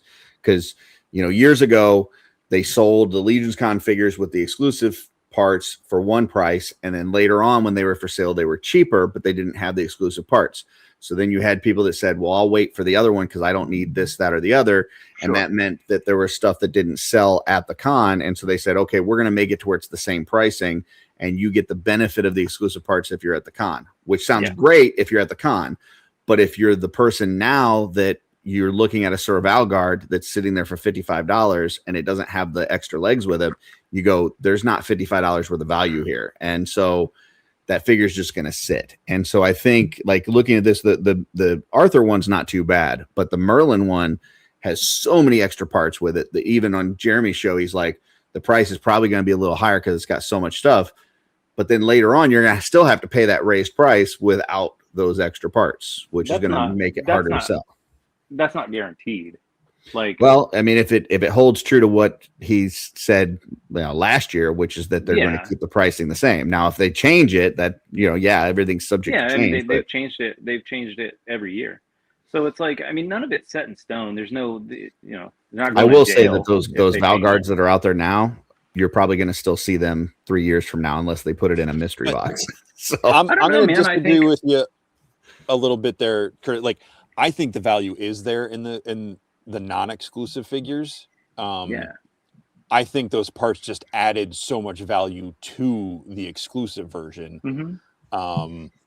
But like that's just my opinion. Like I know as far as people buying it, maybe don't agree with that, but I think like $55 for a con exclusive figure with an extra set of legs.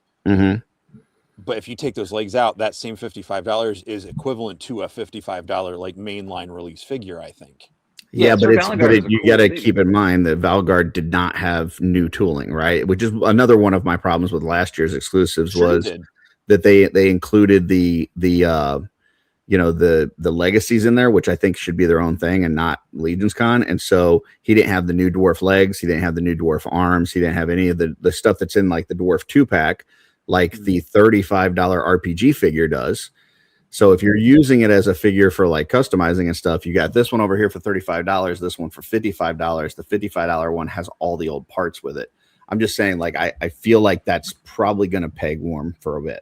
I feel like the thing that people forget most about Mythic Legions figures is that these characters are characters from a story. So, like, if you want to buy Sir Valgard for $55 because he's a character in the story, that's what you're buying it for. If you're like, oh, he doesn't have any new parts, and you're like, sorry, he's a character that wears that armor. Like, it's not because they didn't. It's because they didn't consider customizing in mind. They're like, here's a new version of a character in the story of Mythos.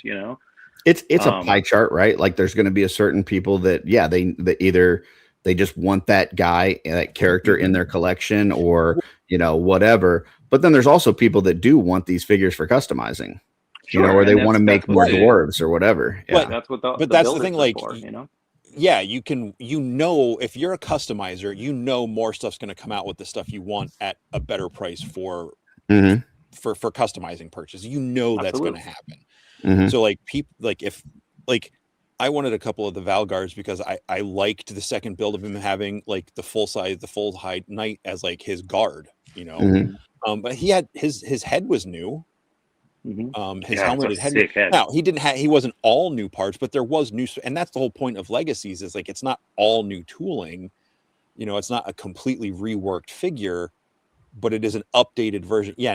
Maybe, I'm going to agree with this comment here. Like if you sell me this for 55, I'm in. I don't need the extra stuff. That it's great that all that extra stuff comes with it, but I don't think it's needed. And I think they're putting themselves in a bind later on when they do the in-stock sale by adding all that exclusive stuff. To me, the special thing is I'm getting it early and I'm getting really cool packaging. Like that to me is what the exclusive part should be. Maybe there's an additional head. Like to me, like the Highland Warrior, perfect exclusive, right? They throw in one extra head, a Magnus head that's painted. If you get the regular version, you're missing out on one head. You're not missing out on legs and wings and all this other stuff. Like it's one head. Yeah, but it's a matter of with like Valgard, for example, it's like, again, he's a dwarf, he's a character, he's gold, he looks cool. It's $55. I think with the exclusive aspect of it to give it like full size legs and stuff is charming, but there's literally no reason for it. Like, if for the standard release, you don't need legs and forearms because Valagard's a dwarf. You're buying Valagard, It'd be like if you were buying, it just reduces the options that you have, and it takes away some of the value of, for $55 you're getting less. Technically, I mean, literally, but you're getting stuff that doesn't belong to him. Like if they put that figure out in a pre-order right now, right? It would be a $35 figure, like in Valagard. Yeah, if they put it out in a pre-order right now, like it's just a regular, it would be a standard figure price, right? Which is $35. Mm-hmm. I think he'd be one that would, it'd be what, the 42 or whatever that ends up 50 to retailers after. Because Otho and Urzak were 55 too. So 42. Like, yeah, that's right. Because it's the new price. They've gone over that. Like the new price of retail figures is the same price. Yeah. That you get them for. There's technicalities on all that. Like I believe Otho and Urzak were 55 each. The pre-order was 55. They were $55, just across the board. So I think it's different per wave or release or whatever it is. I don't know that I would say the transition looks dumb. There's going to be people that like this look. It's not for me. So awesome. I'm not going to display it like this. Mm-hmm. But I think there's going to be some people that like this. Are you guys going to display your Merlin this way? No. I might buy a second one, but I want the classic versions of those two characters. But I'm going to buy for sure. Get two of the King Arthur because I love that second head, or the second character. But that short long hair without the crown, that's gonna be like, that'll be on a character like just a knight. I think that head is so this one. Cool. No, for Arthur. Oh, gotcha. He's got like the Ned Stark style hair. That's like, I've wanted that style hair on a Legions figure since I started collecting. This one? Yeah, dude, it's so rad. Yeah, that's a pretty cool head. That's so good. I agree. I think that head's really cool. I'm not a big crown guy, so I mean I know he's having the head with the crown, if I ever want to do photos, is cool. But if I have him out on display, he's going to be the crownless one. Mm-hmm. Yeah. But as far as the Merlin goes, Kurt, I agree. Like the Merlin one specifically comes with so much extra stuff that yes, if they have to bump the price up more than $5 or $10 at most, and they still charge that same price to people not getting those extra parts, then yes, I totally agree. That's, I don't know what word, not cool, whatever. Mm. It is an excessive amount of stuff for that figure. So if no one's saying officially it's 55, but if we're just saying that's what they've been were last year, right? So if it's 55, you're getting all that stuff. Pricing like on it. My argument, I know is the glass half empty, is the glass half full. You're paying 55 at the convention, which is the standard price for the Legacies figures. Mm-hmm. I'm talking these four here, the Legacy figures, but you're getting the extra stuff. So at the convention, you're getting more for the same price everyone's going to pay later. So it's the incentive of being at the convention. See, for me, like this one here. Go ahead. Sorry. I was gonna say, so like you're not paying more for less. I mean, technically you're paying for less in the standard release, but it's because they put extra stuff in. I get it, but I would never pay 55 for that figure without those legs. And I think there's a lot of people that won't either, which is why I think they are still sitting there now. And I believe they're going to be wild. I feel like this one, like you take out the wings, you take out that head. To me, this is still worth $55 because of the soft goods, right? Like it's got the added soft goods, which totally differentiates it from the first version. And Valgard has soft goods. What's that? Valagard has soft goods. He has no cape. He's got no torso. He's got just this little loin He's a piece in solid the figure, back. dude. I think he's a cool dude. Do you hate dwarves? No, Are I you- love dwarves. I love was like, are dwarves. you the guy who was like, oh, I've got more dwarves than I have anything else in my collection. I don't like dwarf fans. But I'm just like, and on behalf of the dwarf fans, like, yeah, if this thing would have had those new legs and new arms, dude, this is a fucking home run. This is an Yeah. absolute home run. but Yeah. they would be fabric, which is strange for an armored knight. You know, like just because they're new doesn't mean they fit on a knight. You know. No, I think he means the shins and the forearms are the new parts, right? That you're talking Oh, about. Yeah, from the dwarf pack. Oh, okay. I Yeah. don't think I mean, they weren't ready by then, but I don't know. I think this was a cool option to get a Valagard because I didn't get the Kickstarter exclusive Valagard, which is the only way you could have got him in the first place. So I think that there's a uniquity to him that he's like, this is it. You get him for $55. You know, this super rare character. But and again, someone that belongs in the toy line too. So Yeah. I guess the other thing, and I've, talked about this too, but I just feel like these two here got way more of a legacy treatment than these two here. And I think Scapular obviously is part of that is like, perfect. because it's Legion's Con exclusive, they have to use more of the older stuff and this and that, but it's why I think it should be kept separate. But yeah. I don't disagree with that. I think having legacies not as part of the con exclusives, I do agree with that. It was cool to get more so quickly, but I do agree with you, Curtis. Yeah, I like the legacies. I like the first two legacies rollout, the way that they did Herzog and It was kind of like a mythic and figura. Mm.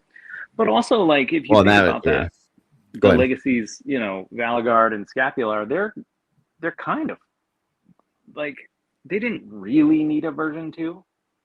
I thought the original Scapular is phenomenal. Like, mean he's such a Scaphoid? cool or Scaphoid, sorry. But so I mean, ultimately, the answer to all these questions is you don't have to buy There's it if you don't want to. there is not a fast forward button. There is a timeout button, which I could click if you want me to. Or there's you can watch this tomorrow and then you can fast forward it. Or there's a create your own fucking show button. I think there's one of those as well. So yeah, there's one of those. Yeah, but as far as what's been revealed so far, I think it's cool that we're getting one of these like repetitive things like we have with the Toylanta stuff. Like you had the ATL figure last year. This year you got the Lieutenant Holiday. The fact that this is one that's going to come back and we can kind of count on like, hey, yeah, we got Arthur and Merlin, but you're going to get the other figures too, right? Like this is going to be an ongoing thing. I think it's kind of neat. Do you guys have any that you're anticipating or you're excited to see in the Arthurian stories? Jesse? Gawain That's exactly what I was thinking. and Guinevere. Gawain would be cool. I want an Eric Treadaway Green Knight so bad.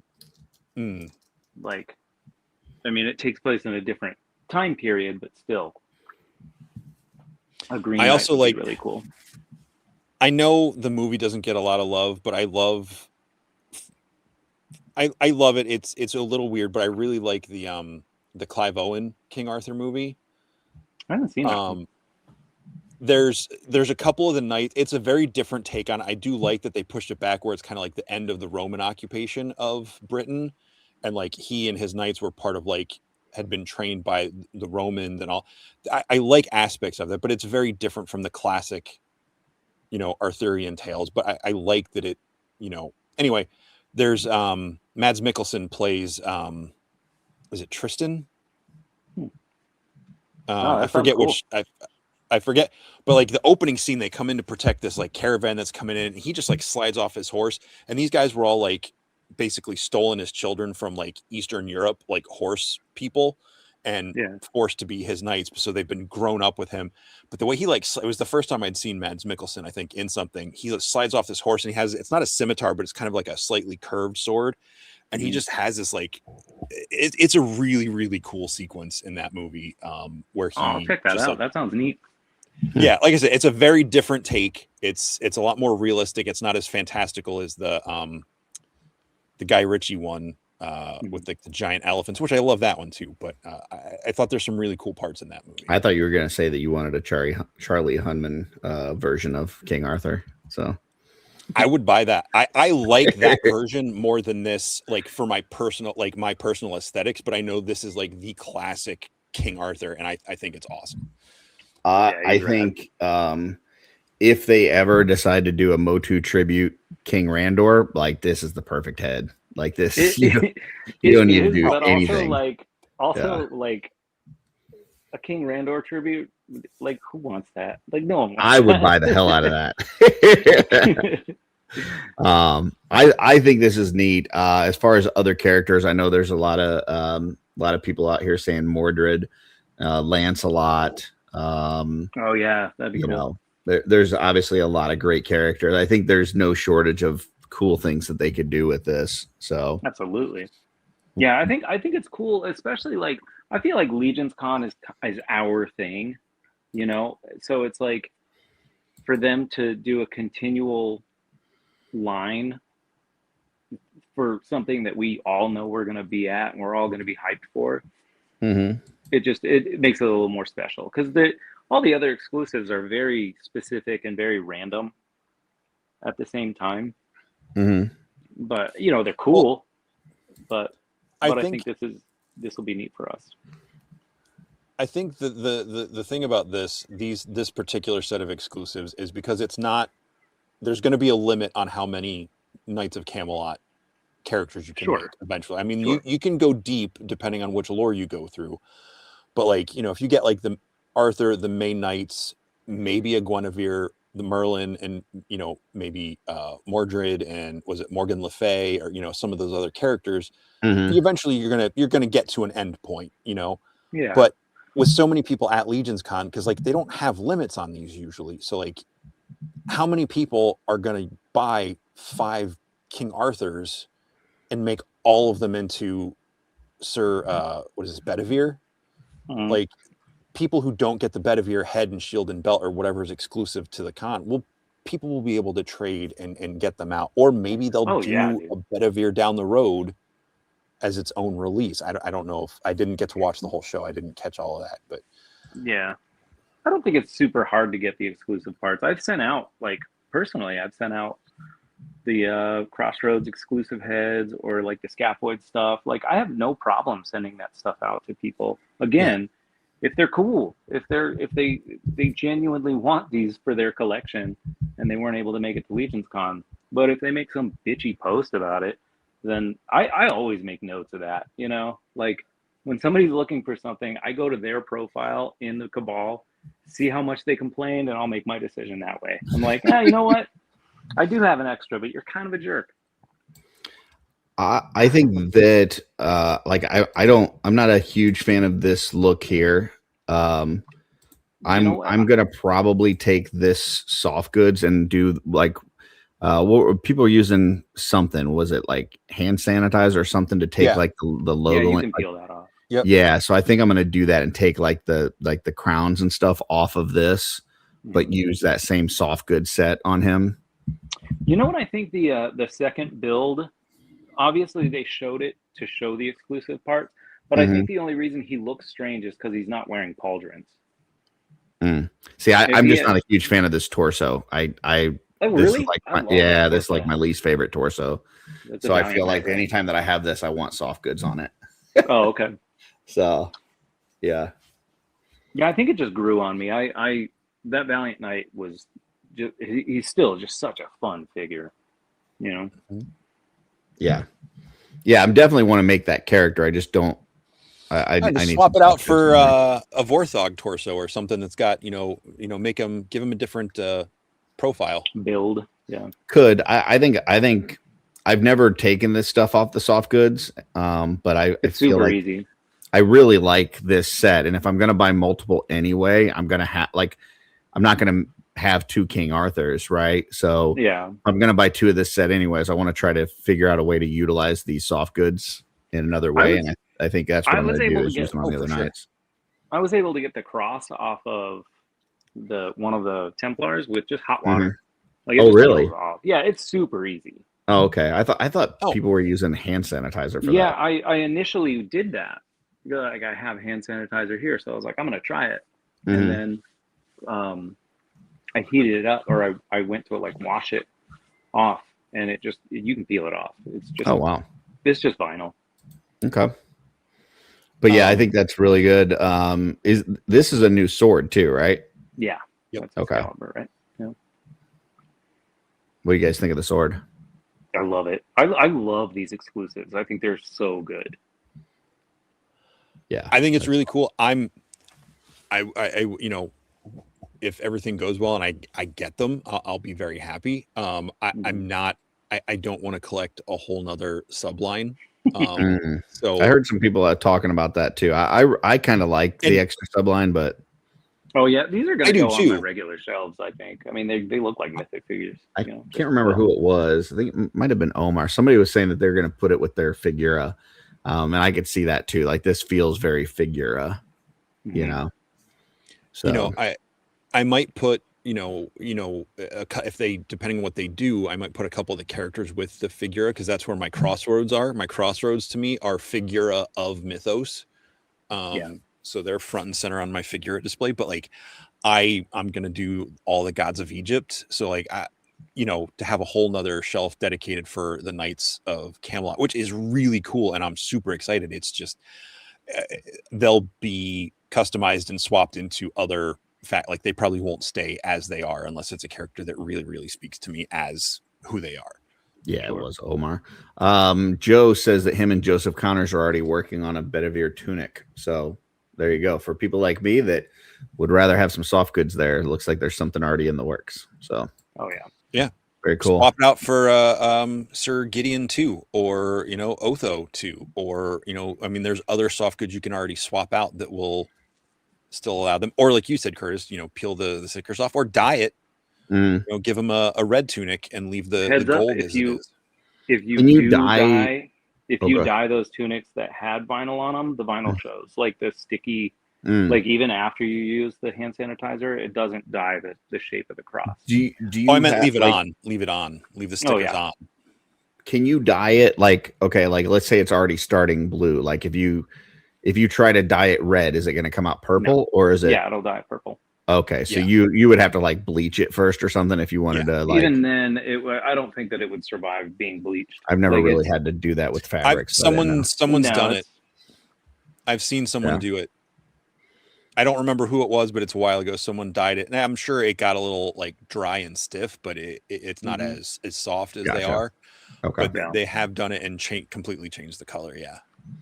I think this looks amazing. Like this is.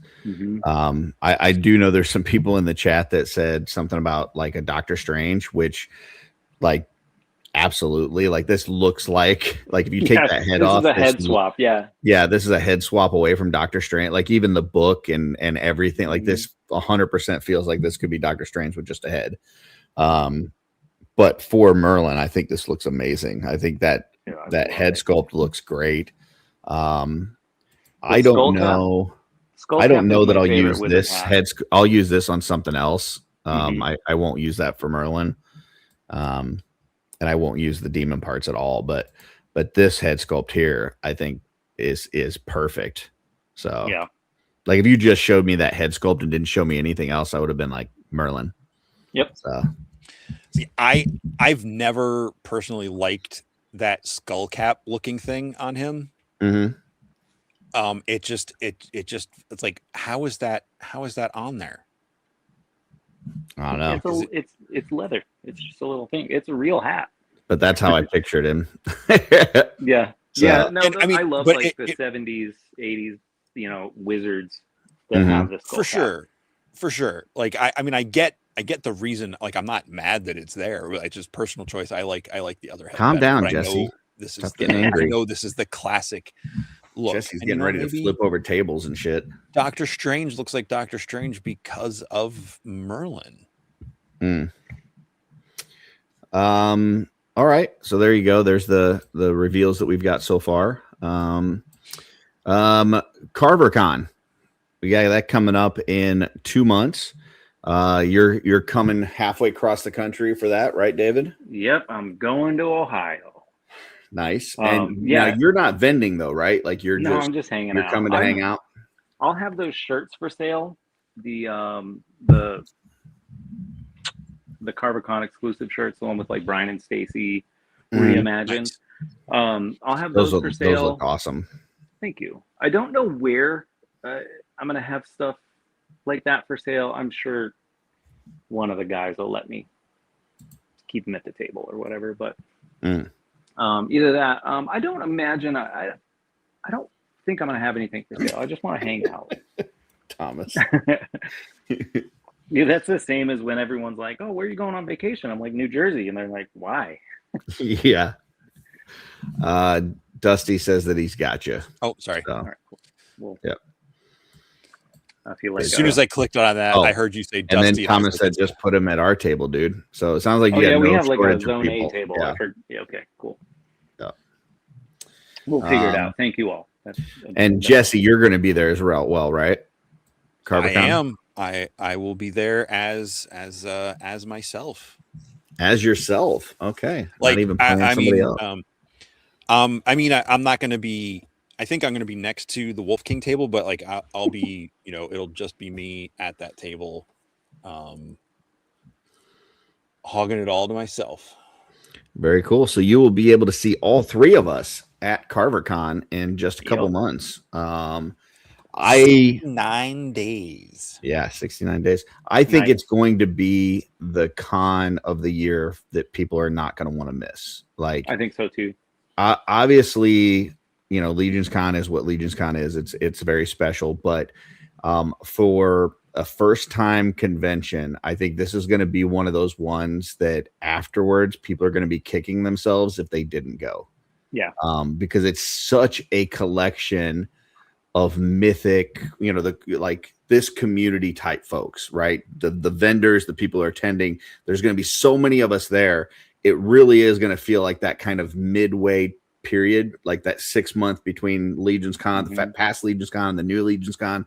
Like it's going to be that midway point where it's like, hey, we all get together and see each other and hang out and kind of get those vibes of Legion's Con to make it the rest of the way, right? Yeah. So not to mention it's going to be the group that's going to be there is going to be all the people that know how fun it's going to be, you know. Did you just break, Jesse? What happened? You know those pictures where it's like, what do they call them? The infinity mirror, or like when you reflect, but it's like you and the mirror, it just gets like smaller and smaller and smaller. Do you know what I'm talking about? Mm-hmm. Sure. You just said the group of people that get together, and I was just like, it was like reverbing in my head. I do think that afterwards people are going to be saying, wow, that's an amazing con. Like people are going to be driving home or flying home or whatever, and they're going to go, I'm definitely not missing this next year. And then there's going to be people that didn't attend that are going to hear about it, and they're going to go, man, I wish I would have made it. So, and we'll say this, folks, promote it, hype it up. Like, there's going to be a lot of people definitely there as vendors, but make sure we get people there as attendees. You know, like start putting it like once a week at least. Start putting stuff up on your Instagram, your Facebook feeds. You know, help promote it, because like that's one of the hardest things about shows and conventions is getting the promotion out there. Even if you're not going, if you know there are people in your friends list and people that will see your stuff, put it out there to help share it to, you know, just like with the Kickstarters and everything else. Like the more we get behind Brian and support this publicly, the more people will show up, and the better time everybody's going to have. Well, because there's a lot of conventions throughout the year, right? There's a handful on the West Coast, there's a handful in the Midwest, there's a ton on the East Coast, and there's a Four Horsemen presence at a lot of them, right? But this is the only other one besides Legion's Con that is focused on this toy line specifically. Yeah. Like, this is what it's about. It's not, you're not going in there and seeing like, I don't imagine that you're going to see tables with like a bunch of Marvel Legends and McFarlane stuff and things like that. Like this is going to be Legions focused, Legions vendors, Legions customizers. It's going to be one for the ages. So I think so. Yeah. for Well, let's sure. give away a toy. Let's do it. Let's do a toy. Let's give something All right, to we somebody in got- the chat. We had a pretty big attendance night. David Williams figure. He customized it. The Horseman said, "That's fucking awesome. Let's make it." And it's going to one person that's out there right now. Yes. So, folks, we got a couple more seconds before we spin this wheel. 84 people in here right now. 64 on the entries. This is one of the, I think, highest watched shows we've had without like the studio royalty. And not saying that you're not studio and you're not. I think it royalty, jumped but I'm up a saying, lot like, when I yelled at Brett. I think the numbers shot up. It's the Yeah, drama between- that I mean, brings in more between people. it definitely A went down free by one toy. because Brett left. It made But me no, I mean- happier. So we were Yeah. sitting right around 60, over 60 most of the episode, so that's pretty cool. So They thank just you all wanted to for hear being me here, and even if you're Curtis argue about Sword Balagard. yeah, there you go. And the I hope I'm wrong. I hope that within the next couple weeks he's sold out. But Yeah. I have a feeling I'm gonna be looking at this in 2029, and he's still gonna be on the site. So not. And who cares?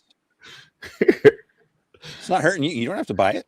If he's still All right, there in folks. 2029, I'm gonna buy Oh, a stock of them. yeah. All right, that's So the deal. So Alan, for anybody that doesn't know, his wife just convinced him to buy bees. They invested in bees. Nice. So they went to a place and picked up 10,000 bees and Nice. brought them home with them. And Are they when sure they put, got 10,000, yes. And when they put them in there, I guess they like close the lids and stuff, but before they can close the trunk, like other bees will go in. So there was like 10,000 that were in like crates, but then there were another like 40 loose in his car as he drove like a couple hours home. And he got stung on top of his head. So he has had a very bee-like month. And so, yeah, he's hoping that he wins this so that he can add it to the real bees that he has at his house right now. So. okay. Yeah. Okay. All right, folks, we're going to spin this. Has 69 days till CarverCon, 69 entries. We're going to spin this wheel in 3, 2, 1, go. That was pretty interesting. 69. Cool. It's very nice. Yes, they counted each bee with tweezers. Congratulations, Johnny Johnny Hashaw. Hashaw. If you can reach out to me on Instagram, it's David Williams, or Facebook Messenger. I'm just David Williams in the Cabal. Send me your address and I will get it out to you within 24 hours. There you go. Free There toy. you go. 24 hours Arizona time, not 24 hours standard time. Sure. Same So amount of time. that's true. Different. I know.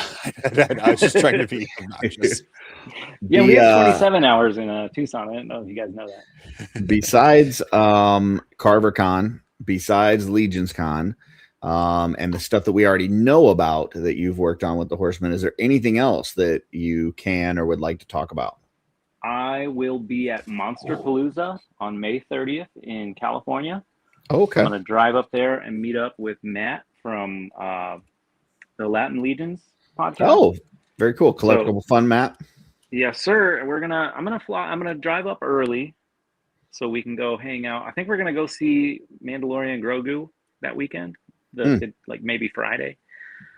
But yeah, we're gonna make a whole weekend out of it, and then we're gonna go probably Saturday to Monster Palooza. I know that Eric LeBron's gonna be there.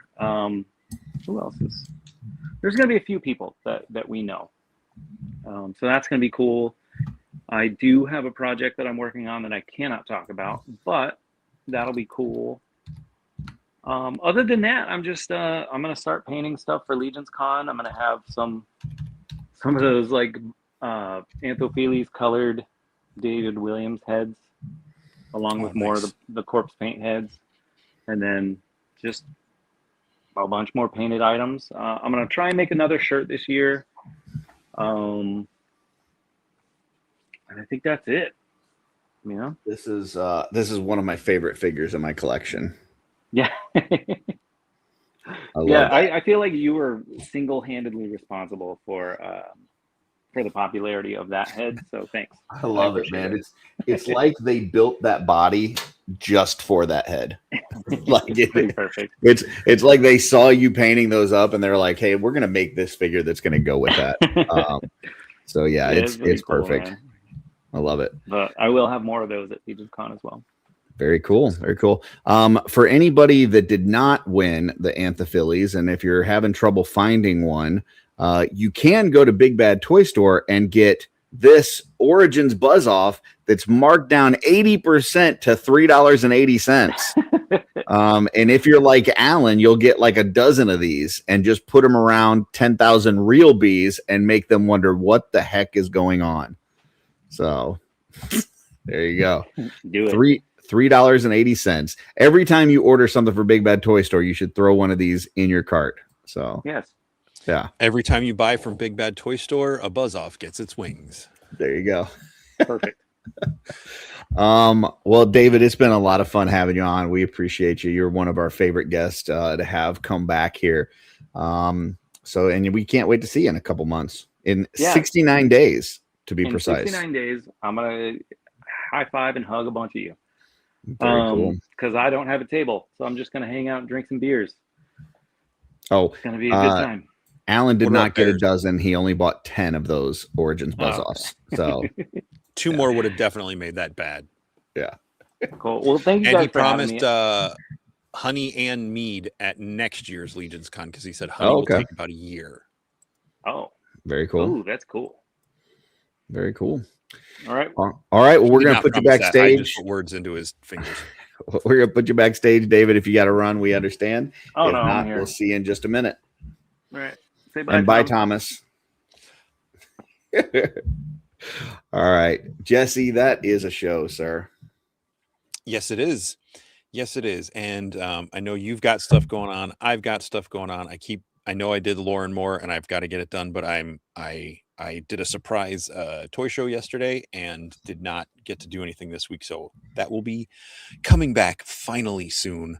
After just coming back and disappearing again. So Lauren Moore coming back, Rats are coming back. Who knows? Maybe Wednesday When Shots will come back. Ooh, I like that. We'll see. We'll see. Because We can talk about Project Hail Mary on a Wednesday One Shot. That sounds like a plan. Yeah, we'll get some stuff now that I have like a steady work schedule. Other than tomorrow, I'm getting a procedure done on my foot tomorrow. So oh, you got another Kevin? No. I got a toenails getting removed. Ooh.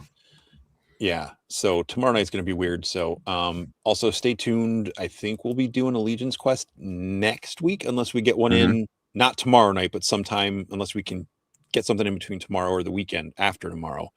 But the following Monday should be the normal week for the Legion's Quest. The daily not Have You Evers. That's your thing. No, that's not a thing. That's a game.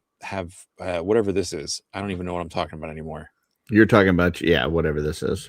So Yeah, I did have a Rats that I did yesterday. So if anybody's interested, we talked, Rob Zamora joined me and we talked about the Batman Returns Kenner line. So Rats, for anybody who doesn't know, stands for Random Ass Things. And that is a segment that Jesse and I we were doing for a while. We kind of stopped, and I think we're going to be picking that up a little bit. It just allows us to talk about some different things, whether it's, some movie that we like, things in our collection, whatever, just something that doesn't fit naturally into one of our other shows. So you may see a few more of those. We will be back next week, but I don't know what we're doing. I think we're having a special episode of Shooting the Shelf. No guest planned at this point, but we're going to have some fun. So yes. Yes. And right after this, oh, go ahead. Sorry. I was gonna say episode 195 next week, special episode, part celebratory for Curtis's birthday ahead of time. So, but yeah, we're just gonna have some fun time. Call it a state of the shelf, but it'll be episode 195. 195, the state of the shelf. I like that. Wow. Just off the top of your head, you came up with that. I like that. I actually thought of that one at the beginning when we were talking about it earlier. Okay, all right. I didn't articulate it at the time. Yeah, and make sure if you should on the thumbnail have us like dressed up like in suits and stuff, like very, very professional. We're gonna give the state of the shelf address. Okay. So like in front of some podiums or something. Now I want to do. Or is that behind a podium? Are you in front of a podium or behind a? You're behind a podium. You're in front of the audience, behind the podium. Right. Okay. I will be on Toy Hammer After Dark after this, which is over on the Wraith Mace channel. It's also dual streamed on the Art by Ackerman channel, but we'll be talking about some Warhammer. So that's where I'll be after this. And that completes my TV guide for this weekend. So did I throw a fit? Did you?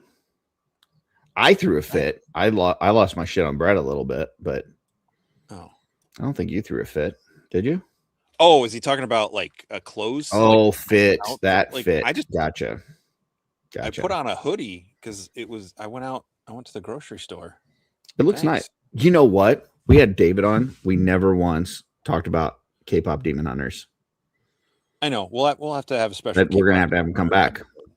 Yeah. We're gonna have to have him come back.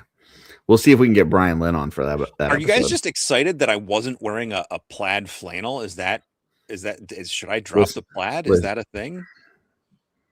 Yeah, go ahead, Curtis. When the people compliment the way you look, just go with it, man. Don't fight it. Don't fight it. I'm just asking, should I lean into this and just wear yellow hoodies all the time now? I think you just look really nice today. Just take it. Just take it and run. Yeah. Okay. Yeah. You know what it is? You brought me with you. I'm like the fat girl that you bring to the club. No. So that you look better. Like it's the cheerleader effect. We got you, and then there's me.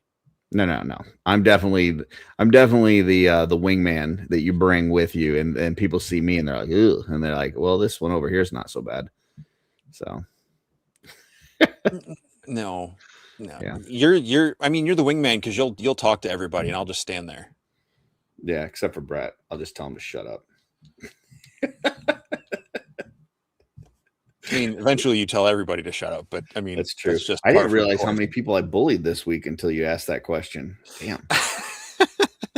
That's all right. I know you'll make up for it. In fairness, I was bullying most of them to be better. So I'm going to call it encouragement. Encouraging. Bullagement. Encouragement. Yeah. There you go. Encouraging people. Yeah. Until next time when I encourage you. So bullertising people. Sure. So until next time, folks. What? On your shelf.